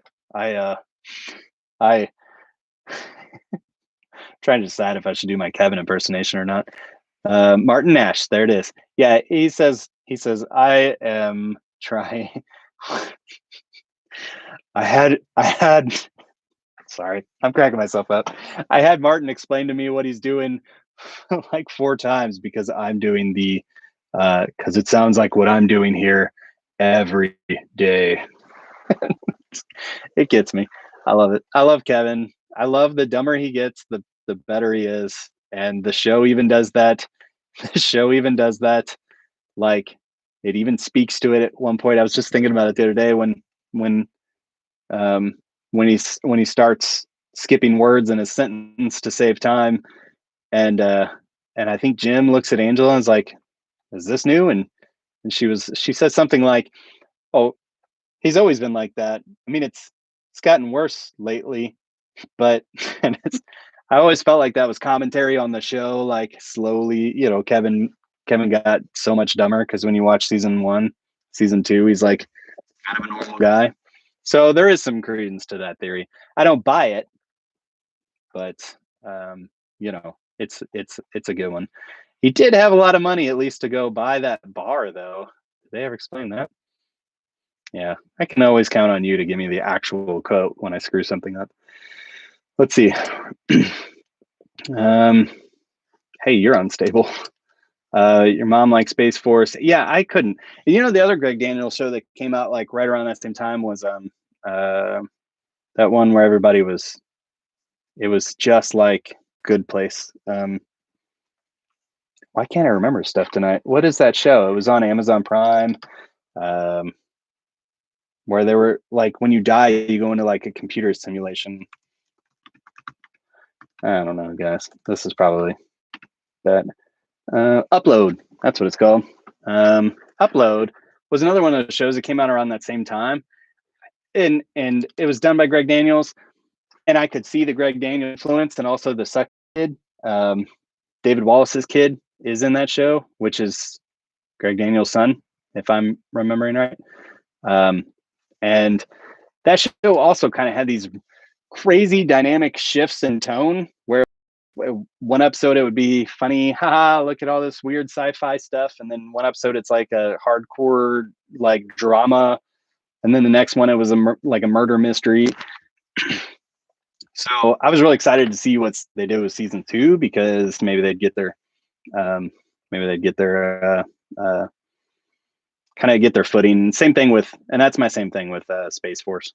Somebody mentioned Schitt's Creek in the chat here too. I like that was a COVID show for us. I had never seen it. I'd heard about it, and then it like stole one of the award shows, right? The Emmys, I think it had done really well. And that's weird for a show with seasons so far. It was like season 4 that did so well. So my wife had started it, and she kept telling me, you got to watch it. And I kept saying, I don't know. Like, I feel like the joke is just going to be they're rich. And like, so every joke is going to be the same. Reason I don't like Big Bang Theory is that every joke is I'm smart. And that's the joke. Like, he drops a reference, but the reference is really just I'm smart. And you're not. So you don't get it. And that's what the joke is. And sometimes the references are okay, but like, whatever. The thing in Schitt's Creek that I thought was going to happen was that every joke was going to be like, oh, I don't get it because I'm rich. But that really wasn't the case. There's a little bit of that in season 1, but the show turned out like incredible. I'll save the real Kevin impersonation for another time. Upload is free. I don't think it was free on Prime. I'm sorry if I said that, but Prime, like if you have shipping, if you have like the Amazon Prime shipping, get Prime Video for free. Michael Scott just tuning in. Welcome. Yeah, I don't know. So both those shows, I hope that they or both of those, the Upload and I hope they get a second season. Same with Space Force. Like Space Force ended on like a cliffhanger that I thought was interesting where they might go with it. Yeah. Okay. So let's see. Still got like 40 people. I love The Office, but also loved Community. I really enjoyed your video about it. Have you thought about reviewing that or any other show? Right. So this will be. I'll upload this later. I don't know if you were on earlier, Greg, but yeah, I kind of talked about that a little bit earlier. So I don't want to. Short answer is maybe if there actually was a show that would work well with my format, that Community actually would work really well. So a couple others like theories that I wanted to throw out here. While you guys talk about Space Force in there. Oh, look, Raging Bull. Office theory: Michael got rich by selling the pebbles he got off the road when Scranton Strangler drove by the office. Yes, that's it. Do you have bald? I'm not sure what that means. I am bald. Very bald. I don't know what that is. Thoughts on athlete storyline. Let's talk sports. Wants to talk about the athlete storyline. Yeah, so that's an interesting prompt. I would like, here's my thing. Uh, I don't know if it's simple. Do you have bald? Do I have bald what? So, um, season 9 storyline. I actually love Jim finding another job. Like, I think that if they just ended season 9 with, "Hey, thanks for watching." If they ended season 9 like finale with, "Oh, and by the way, I got this job in Philly or in Arizona, and it's gonna be great. Here we go." Like, it would have felt pretty cheap unless they did something to earn it. So I kind of agree with that they needed to um, I agree that they needed to do something um, to make there be drama there. And it's yeah, you're right. It's Austin, Texas. It's not Arizona, but Arizona is AZ. Gotcha. So the you it hadn't said that yet. So the uh, I do think that they needed to inject some drama to get Jim to grow through that, but the Pam drama, like, I don't think it's in character for Jim. I feel like one of my main problems with that writing is the forced drama because nothing in Jim's character would have that up to that point would have said he would do what he's doing, right? Um, Jim was always like, even what he says in the finale is always, it's always been Pam. Like, that's his thing, right? That's like his life is the happiness that he can have with that person. That's his person. So like anything that's outside of that is kind of what um, changes Jim's character a little bit that wasn't earned. Like I like if they even built it up and didn't have that arc be so long. But it starts at season nine's cold opening. So there's like all of this stuff that maybe they're assuming we think happened before season 9 even started.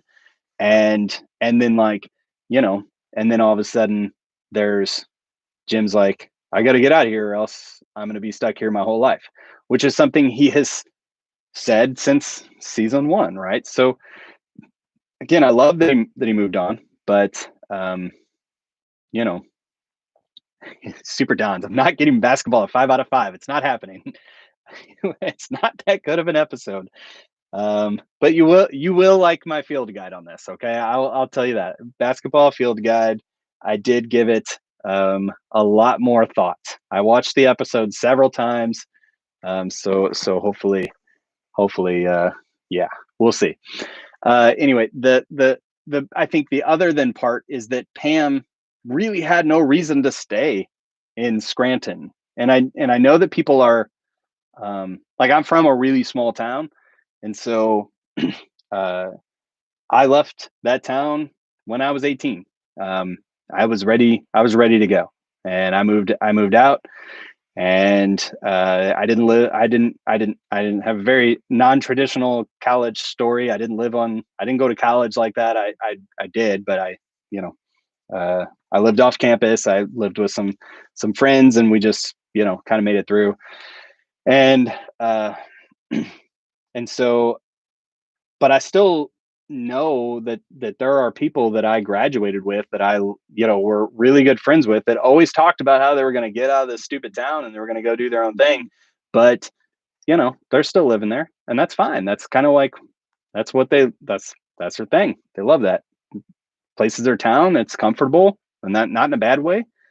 And I think there are people who have this enterprising attitude that say that it would be bad to be comfortable, that it would be bad to stay in the place where you feel comfortable, and then kind of look down on Pam for having that sense of I just want to stay where I'm comfortable.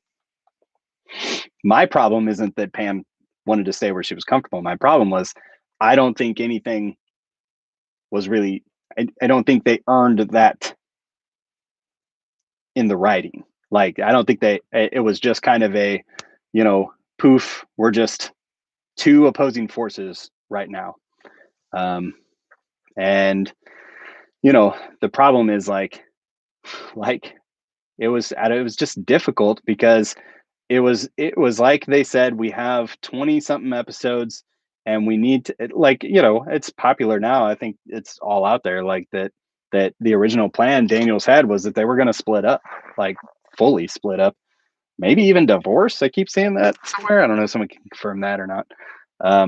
But the plan was to really make it even worse than what it was, um, which was probably not a good idea. Wasn't going to be a good thing. But so like I feel like they had this whole arc in mind, and they just made it a bigger deal than what it needed to be. And when the show had never shown us any friction between Jim and Pam like that, um, it injected this weird element into the fabric of the show, which is why I think it's such a bad storyline, and it's why it's so hated. But that's not to say that there's nothing good about it. I did enjoy. I think that there's it's a real thing. Like, I'm married. I've been married for like 15 years. There's times where, your spouse, you're just like, just at some point, if you're not careful, you start living two different lives. And so, it's like, it's a real thing. And I love that moment where it's like Valentine's Day and, um, they decide they're going to fight, right? Like, that is a cool moment because fighting's not fun, but it was like you know what, we're drifting apart, and it'd be much easier to just shut up and not say anything about it and just be bitter. But it's better for us if we argue about it and do this bad thing now. So I there's moments in that's good. Um, so I don't know. And mid Mibit Maker, which, by the way, you've been around for a long time, commenting on stuff, so I appreciate that. Jim and Pam split up at the end would rival the end of How I Met Your Mother. That's another show I have not really watched. Let the hate comments start flowing in there. I don't know. I love most of those people. I watched Buffy, so Allison Hannigan was awesome. And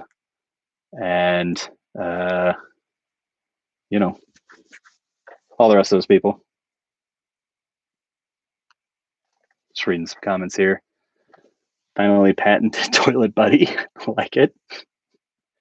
How would you feel about an 8-episode season on Peacock? What would you want to see from it? Here's my thing. They can't do it. Like, I would rather them start a show with the same writing crew in a different universe, make no references to Dunder Mifflin and no references to these characters, and just give us something new in the same vein of what they already did, and start a new show. I mean, it can have all the same variables, the same Jim Pam, the same Dwight, but just same formula. Just give us different people, different things, and see if that turns into a thing. But at this point, the show's been off the air for so long that when you add to it, I mean, there's only 40 people on this thing right now, 37. I would say 5 of us would like whatever Peacock might put out for that. The rest of us will hate it, because that's what happens when you reboot a show that's been out for so long, because it now lives in our minds, and all these fan theories and all these different things that are all like, coalescing up in our brains about this. The show in our head is not what the show often even really is. And so when they go to reboot it and they're really taking up storylines that are there, and then, it's like all of a sudden it's episode 1 and like Stanley's back in Scranton, and it's like, but why? You retired and moved on, and it's been 15 years. What are you doing? By the way, Stanley's making that, you know, making a spin-off show, at least trying to. We'll see. I have opinions on that, but I keep that one to myself because I'd like to interview Stanley at some point. How do I feel about his hentai addiction in season 7? I don't. It's not. I think it's interesting to think about what's often in his crossword puzzle. I guess, but yeah, that was an interesting thing to cut out of that episode. I think it would have taken away because that's in Goodbye Michael, isn't it? Pretty sure. Deleted scene from that. Daryl killing the fish in the interview was the high point of that arc. That is so good. Like that's such a Slippers. I think we might be the same person. That was like everything. I love the Godzilla poster. And to be honest with you, I put up these sound curtains. I've got more crap on my walls, but I put up these sound curtains because I hate the echo I get when I'm filming. So I tried this week to put up more stuff and I think this last episode turned out better. So that's what these curtains are. They're to stop the echo. Let's see. Daryl killed Nemo, who was still stuck in the fish tank. There's a theory. I feel bad for this guy because he makes good content, but can't get more than 11,000. I can get more than 11,000. The number's growing. Let's not put me in a box. Yeah, it was weird, right? So for like the first year, I couldn't get up. I was like slowly getting to 1,000 subscribers, and then that was August of 2020. I want to say, all right, yeah, and then September, August I got 1,000, and then September it like, that obscure Office Theories video got like 400,000 views in I don't know, like 3 days or something, which was weird because it was like 4 or 5 months old. It just all of a sudden YouTube was like, hey guys, here you go, watch this video. So put it in front of people, and then all of a sudden the channel grew from there. So yeah,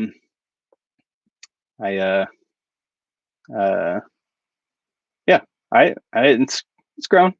It's like I said at the very beginning of this video, I don't really understand how YouTube's algorithm works. Like, I have a theory. I have like my own theories of how it all works and how it works in my head. But, like 2 weeks ago, all of a sudden I was getting 20, 30,000 views a day on random stuff. Now, one of it was the actress from Benihana,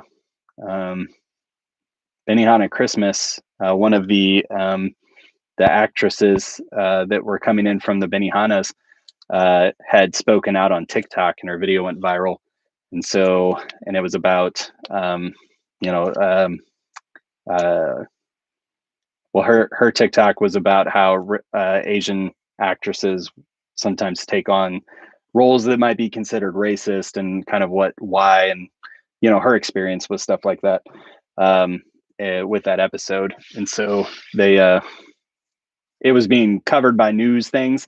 And every now and then, one of the things that's really interesting to me is that people will put my video in their news article, and with no reference to it at all, they'll just embed my video as like, hey, here's Benihana Christmas. And so I get free, free clicks from stuff like that.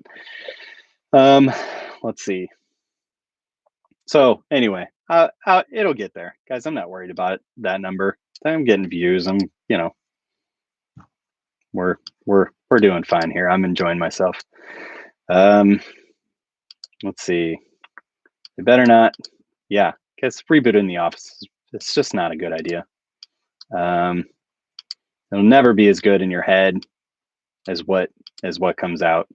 And also, I don't know. I think this is a video idea, but I'll probably also get canceled for it. But like, like I really want to talk about, and it's going to come up in the Diversity Day episode a little bit.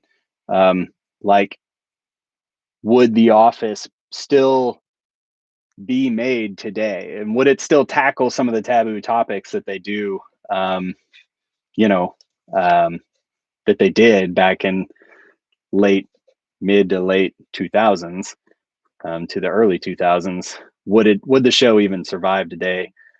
You sound like you're a teacher on Zoom.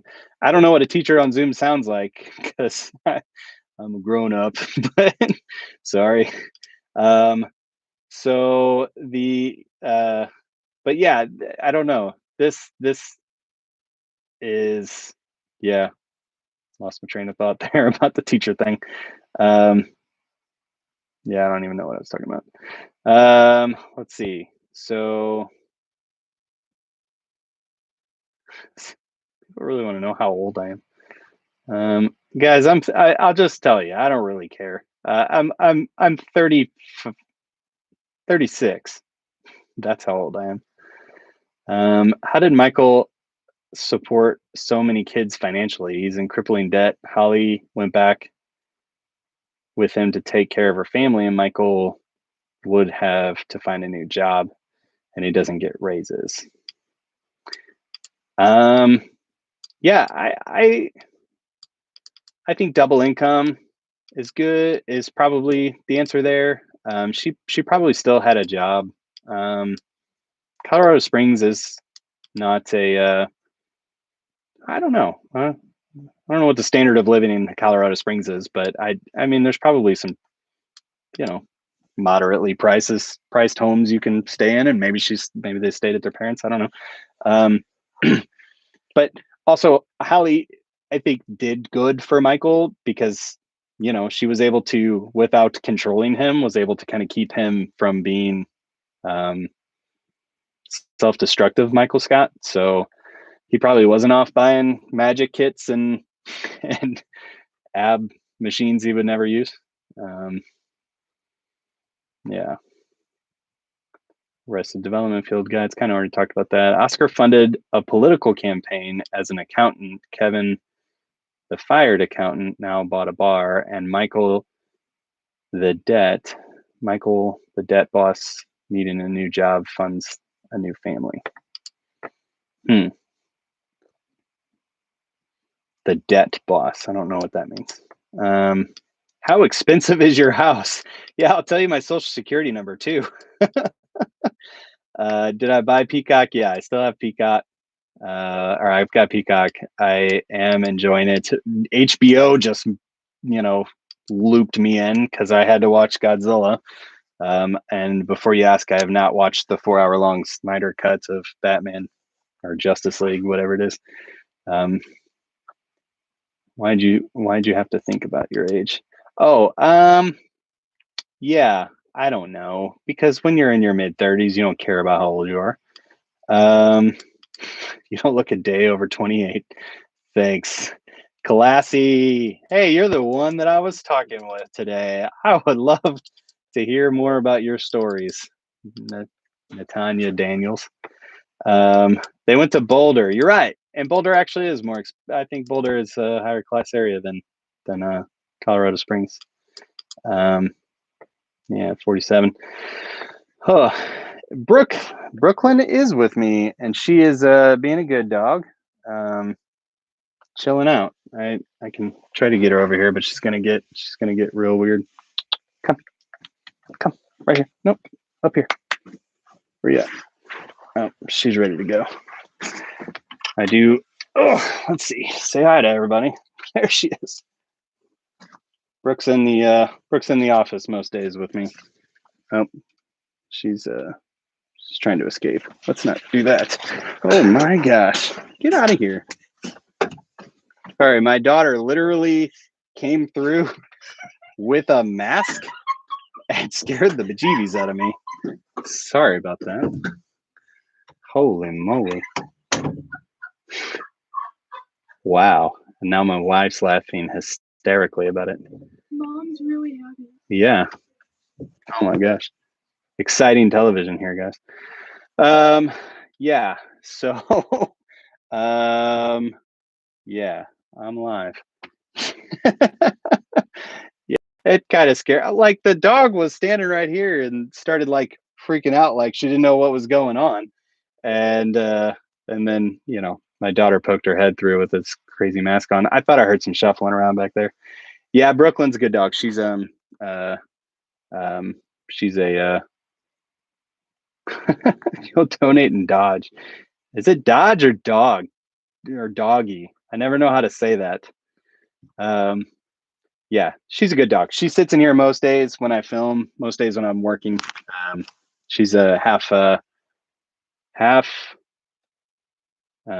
German Shepherd, half Husky, um, and she's really smart. Oh, it's neither. I don't know. Whatever. Yeah, and they do have a good sense of humor, like sneaking up on me in the middle of a thing. Oh, it's just it's Doge. Oh, Dogecoin. Okay. Um, yeah. Let's see. My friend Flip is a big fan. He's very depressed and he wants a personalized message. He would also like you to say his name. Why? I mean, is that like right now?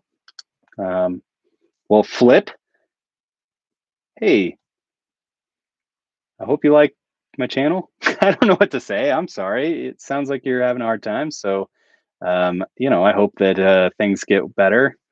I'll always remember, my mom randomly walked in one day and told me, um, you know, like, hey, no matter what, there's always tomorrow and things will always get better. So that's kind of words I've always had in the back of my head when things are tough. Um, yeah, still talking about. Did you see Rainn Wilson in Backstrom?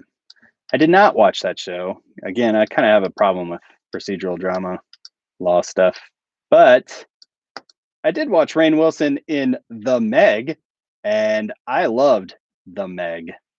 Um, the Meg was guys. Listen, if there's giant monsters in a movie, I will be watching. I will be watching that show um, or movie. Um, so I'm always in. Yeah, a lot of talk about the Dogecoin. Yeah, it's funny. I don't know what I should share or not, but I have some because I bought some as a joke back in December, and so if it ever like blows up, then the guy who asked how much my house was, I would have a totally different answer for how much my house was. Um, have you seen Sharktopus? It has got a big monster in it. Um, you know, I'm embarrassed to say that yes, I have seen Sharktopus. Um, and to be honest with you, when I actually still had cable, the sci-fi original movies were some of my favorite junk TV shows to watch. Speaking of junk, favorite junk food? Yeah, I'm not getting paid for this.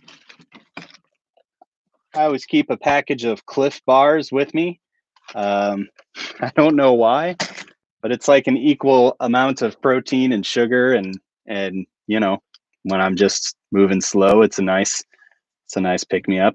Sometimes if I'm trying to eat less, I'll actually just eat that instead of lunch or whatever. Avalanche Shark. I think that one came out after me. I don't, you know. Is there a popular office theory you don't like? Well, um, yeah, I don't know. Let me look through my list I was writing for this episode. Um, I don't know. That is a good question. I think I don't like office theories that are just kind of mean spirited. Like, um, Jim is a sociopath. I think is the one that came up. Like, I think Jim messes with Dwight, but I wouldn't call him a sociopath, right? Like, um, you know, some of them are just strange. What's your favorite non comedy office show. That's a good question. Like I said, real early in the stream, I'm going through Supernatural right now, so that's kind of where I'm stuck in. I'm stuck in. Um, I'm stuck in so much, so many seasons of Supernatural. So I'll have that done in 5 seasons. I wouldn't say that's my favorite non-comedy show, but it's what I'm watching right now. I'll tell you what. Let me give you one. I'm not a big documentary guy. I'm not a big what's the word? Not nonfiction. I mean, that's not really what I do for entertainment. But HBO had a really, really well produced documentary that I watched while I was laid up in bed from surgery last year, and it's called McMillions, and it is about how for X amount of years, maybe I don't know, 11 or 17, it was some odd numbers like that. X amount of years, nobody won any of the major prizes from the McDonald's Monopoly, game pieces or whatever. And because there was a single person who was stealing the pieces and distributing them out and getting rich off of it. It's extremely interesting and very well done documentary. It's like a 6-parter. It's so much fun. I literally to this date, it's probably one of my favorite series that's out there. Have you seen Girls Gone Wild? That's my favorite movie. No, I've never really watched any of those. But Michael is listening to that song in the conference episode when he's trying to have his party with his black light on. What kind of phone do you use? If you haven't been able to tell, I'm all Apple all the time. I used to be an Android fanboy. No more. All of Android, not my thing anymore. All Apple Watch, iPad, Mac, all that stuff. I don't really have an answer for why. It's an interconnected thing, and I like how it works. Michael Scott Paper Company is underrated. I don't know, because I put that video out yesterday. I said it was a divisive arc, and it really, like, the comments have been pretty divisive. People either really love it or they really hate it. Michael Scott Paper Company is, to me, it's something to do. Like, I love The Office when they're just doing office things. If you haven't been able to tell that watching my series so far, like the beginning of that episode when Jim is just messing around with Dwight and Michael is along for the ride but doesn't realize what's happening, is pure joy to me. That with the butt liquor scene and just those elements of just that kind of few people in a room just riffing and messing around with stuff, like that is The Office, I think, to me. So sometimes these arcs, while I know they're important for character growth and also just kind of keeping people's attention, they always seem like they take away from what is what's there. Thoughts on Monk? It was never really my thing. Tony, I'm not even gonna try his last name. I can't remember. He was good. Like, I liked him and stuff, but he was in Galaxy Quest with Rainn Wilson. But I don't know. I never really got into Monk. I loved Psych. Somebody else asked about Psych in there too. Yeah, Xander, this is Psych. That's right. Somebody asked my thoughts on Scranton Strangler. Talked about Strangler a lot. I think it's George Howard Scub. Have you watched Sausage Party? No, I haven't. I don't like vulgarity for vulgarity purposes. Like, it's never my thing. And that just seemed like it was that's not always that guy. I'm trying to remember what his name is off the top of my head. It's getting late here. You know, that's kind of his thing. Sometimes it's not always, but that's kind of his thing. Vulgarity for vulgarity's sake. So, massive fan of Psych. Hey, man. Speaking of Girls Gone Wild, the convention, one of my favorite. God, I hope it's urine. Yep, that one's great. Butt liquor quotes. Shalhoub. Yep, Tony Shalhoub. I was like, I'm pretty sure I know his name, but I didn't want to butcher it. I've gotten enough people peed off. 13 Ghost.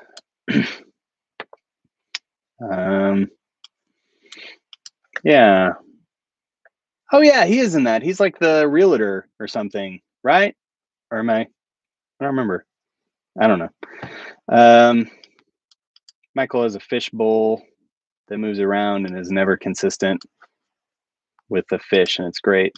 You know, I've heard about that, but I don't know if I've ever really noticed it. Where's the fishbowl at? Is it in his office? Off on the side? I don't know what this might be reversed.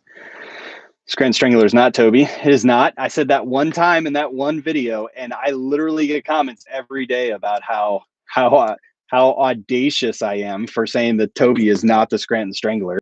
Seth Rogen, that's what I'm talking about. Sometimes, man, Seth Rogen is just he tries to be edgy, and the edgy is just not. It's not my. I just don't. It's not my thing. What do you think of Andy ate his brother theory? It's up on Reddit. I feel like I maybe. I don't know that theory. I'll check that one out. Caught you on the stream. Yeah. Long Branch Penny Whistle's the best nickname. I'm assuming you're talking about Psych. Yeah, I like, what is it, ghee butter snaps? That's one of my favorite things. He's the father. He's the father. Okay. Tony Shalhoub's the father in that one. Ghee butter snaps. Yeah, there it is. Let's see. He's the main character? I don't know. I haven't seen that movie since I think I was in high school. I don't know. When did that movie come out? Always Sunny. Somebody mentioned that earlier too. That's a series that I'm probably going to watch at some point, but I've never really gotten into it. That's one of those shows where people just it seems like I love redemption in my storylines, and that show seems like they're just purposefully bad people being bad, and that's the joke. But it also, every clip I've ever watched from that show is very witty and clever. So it's on the list at some point. How do you feel about Pam hate? Honestly, I'm gonna save that for a different stream, because that's a can of worms there. And you're asking a lot of weird questions there, Eric. And do you like Marvel movies? Yes, I talked about that earlier. So I think this is as good as time as any to wrap this up. My family's probably waiting on the other side of the door to scare me again. But yeah. So Diversity Day is actually coming out this Sunday, and 2 weeks is coming out on this next Thursday. And if you guys enjoyed this, hop on the Discord. We can chat more and goof around. And if not, we'll just see you when you see you. Thanks for joining me tonight. I'm gonna click into stream.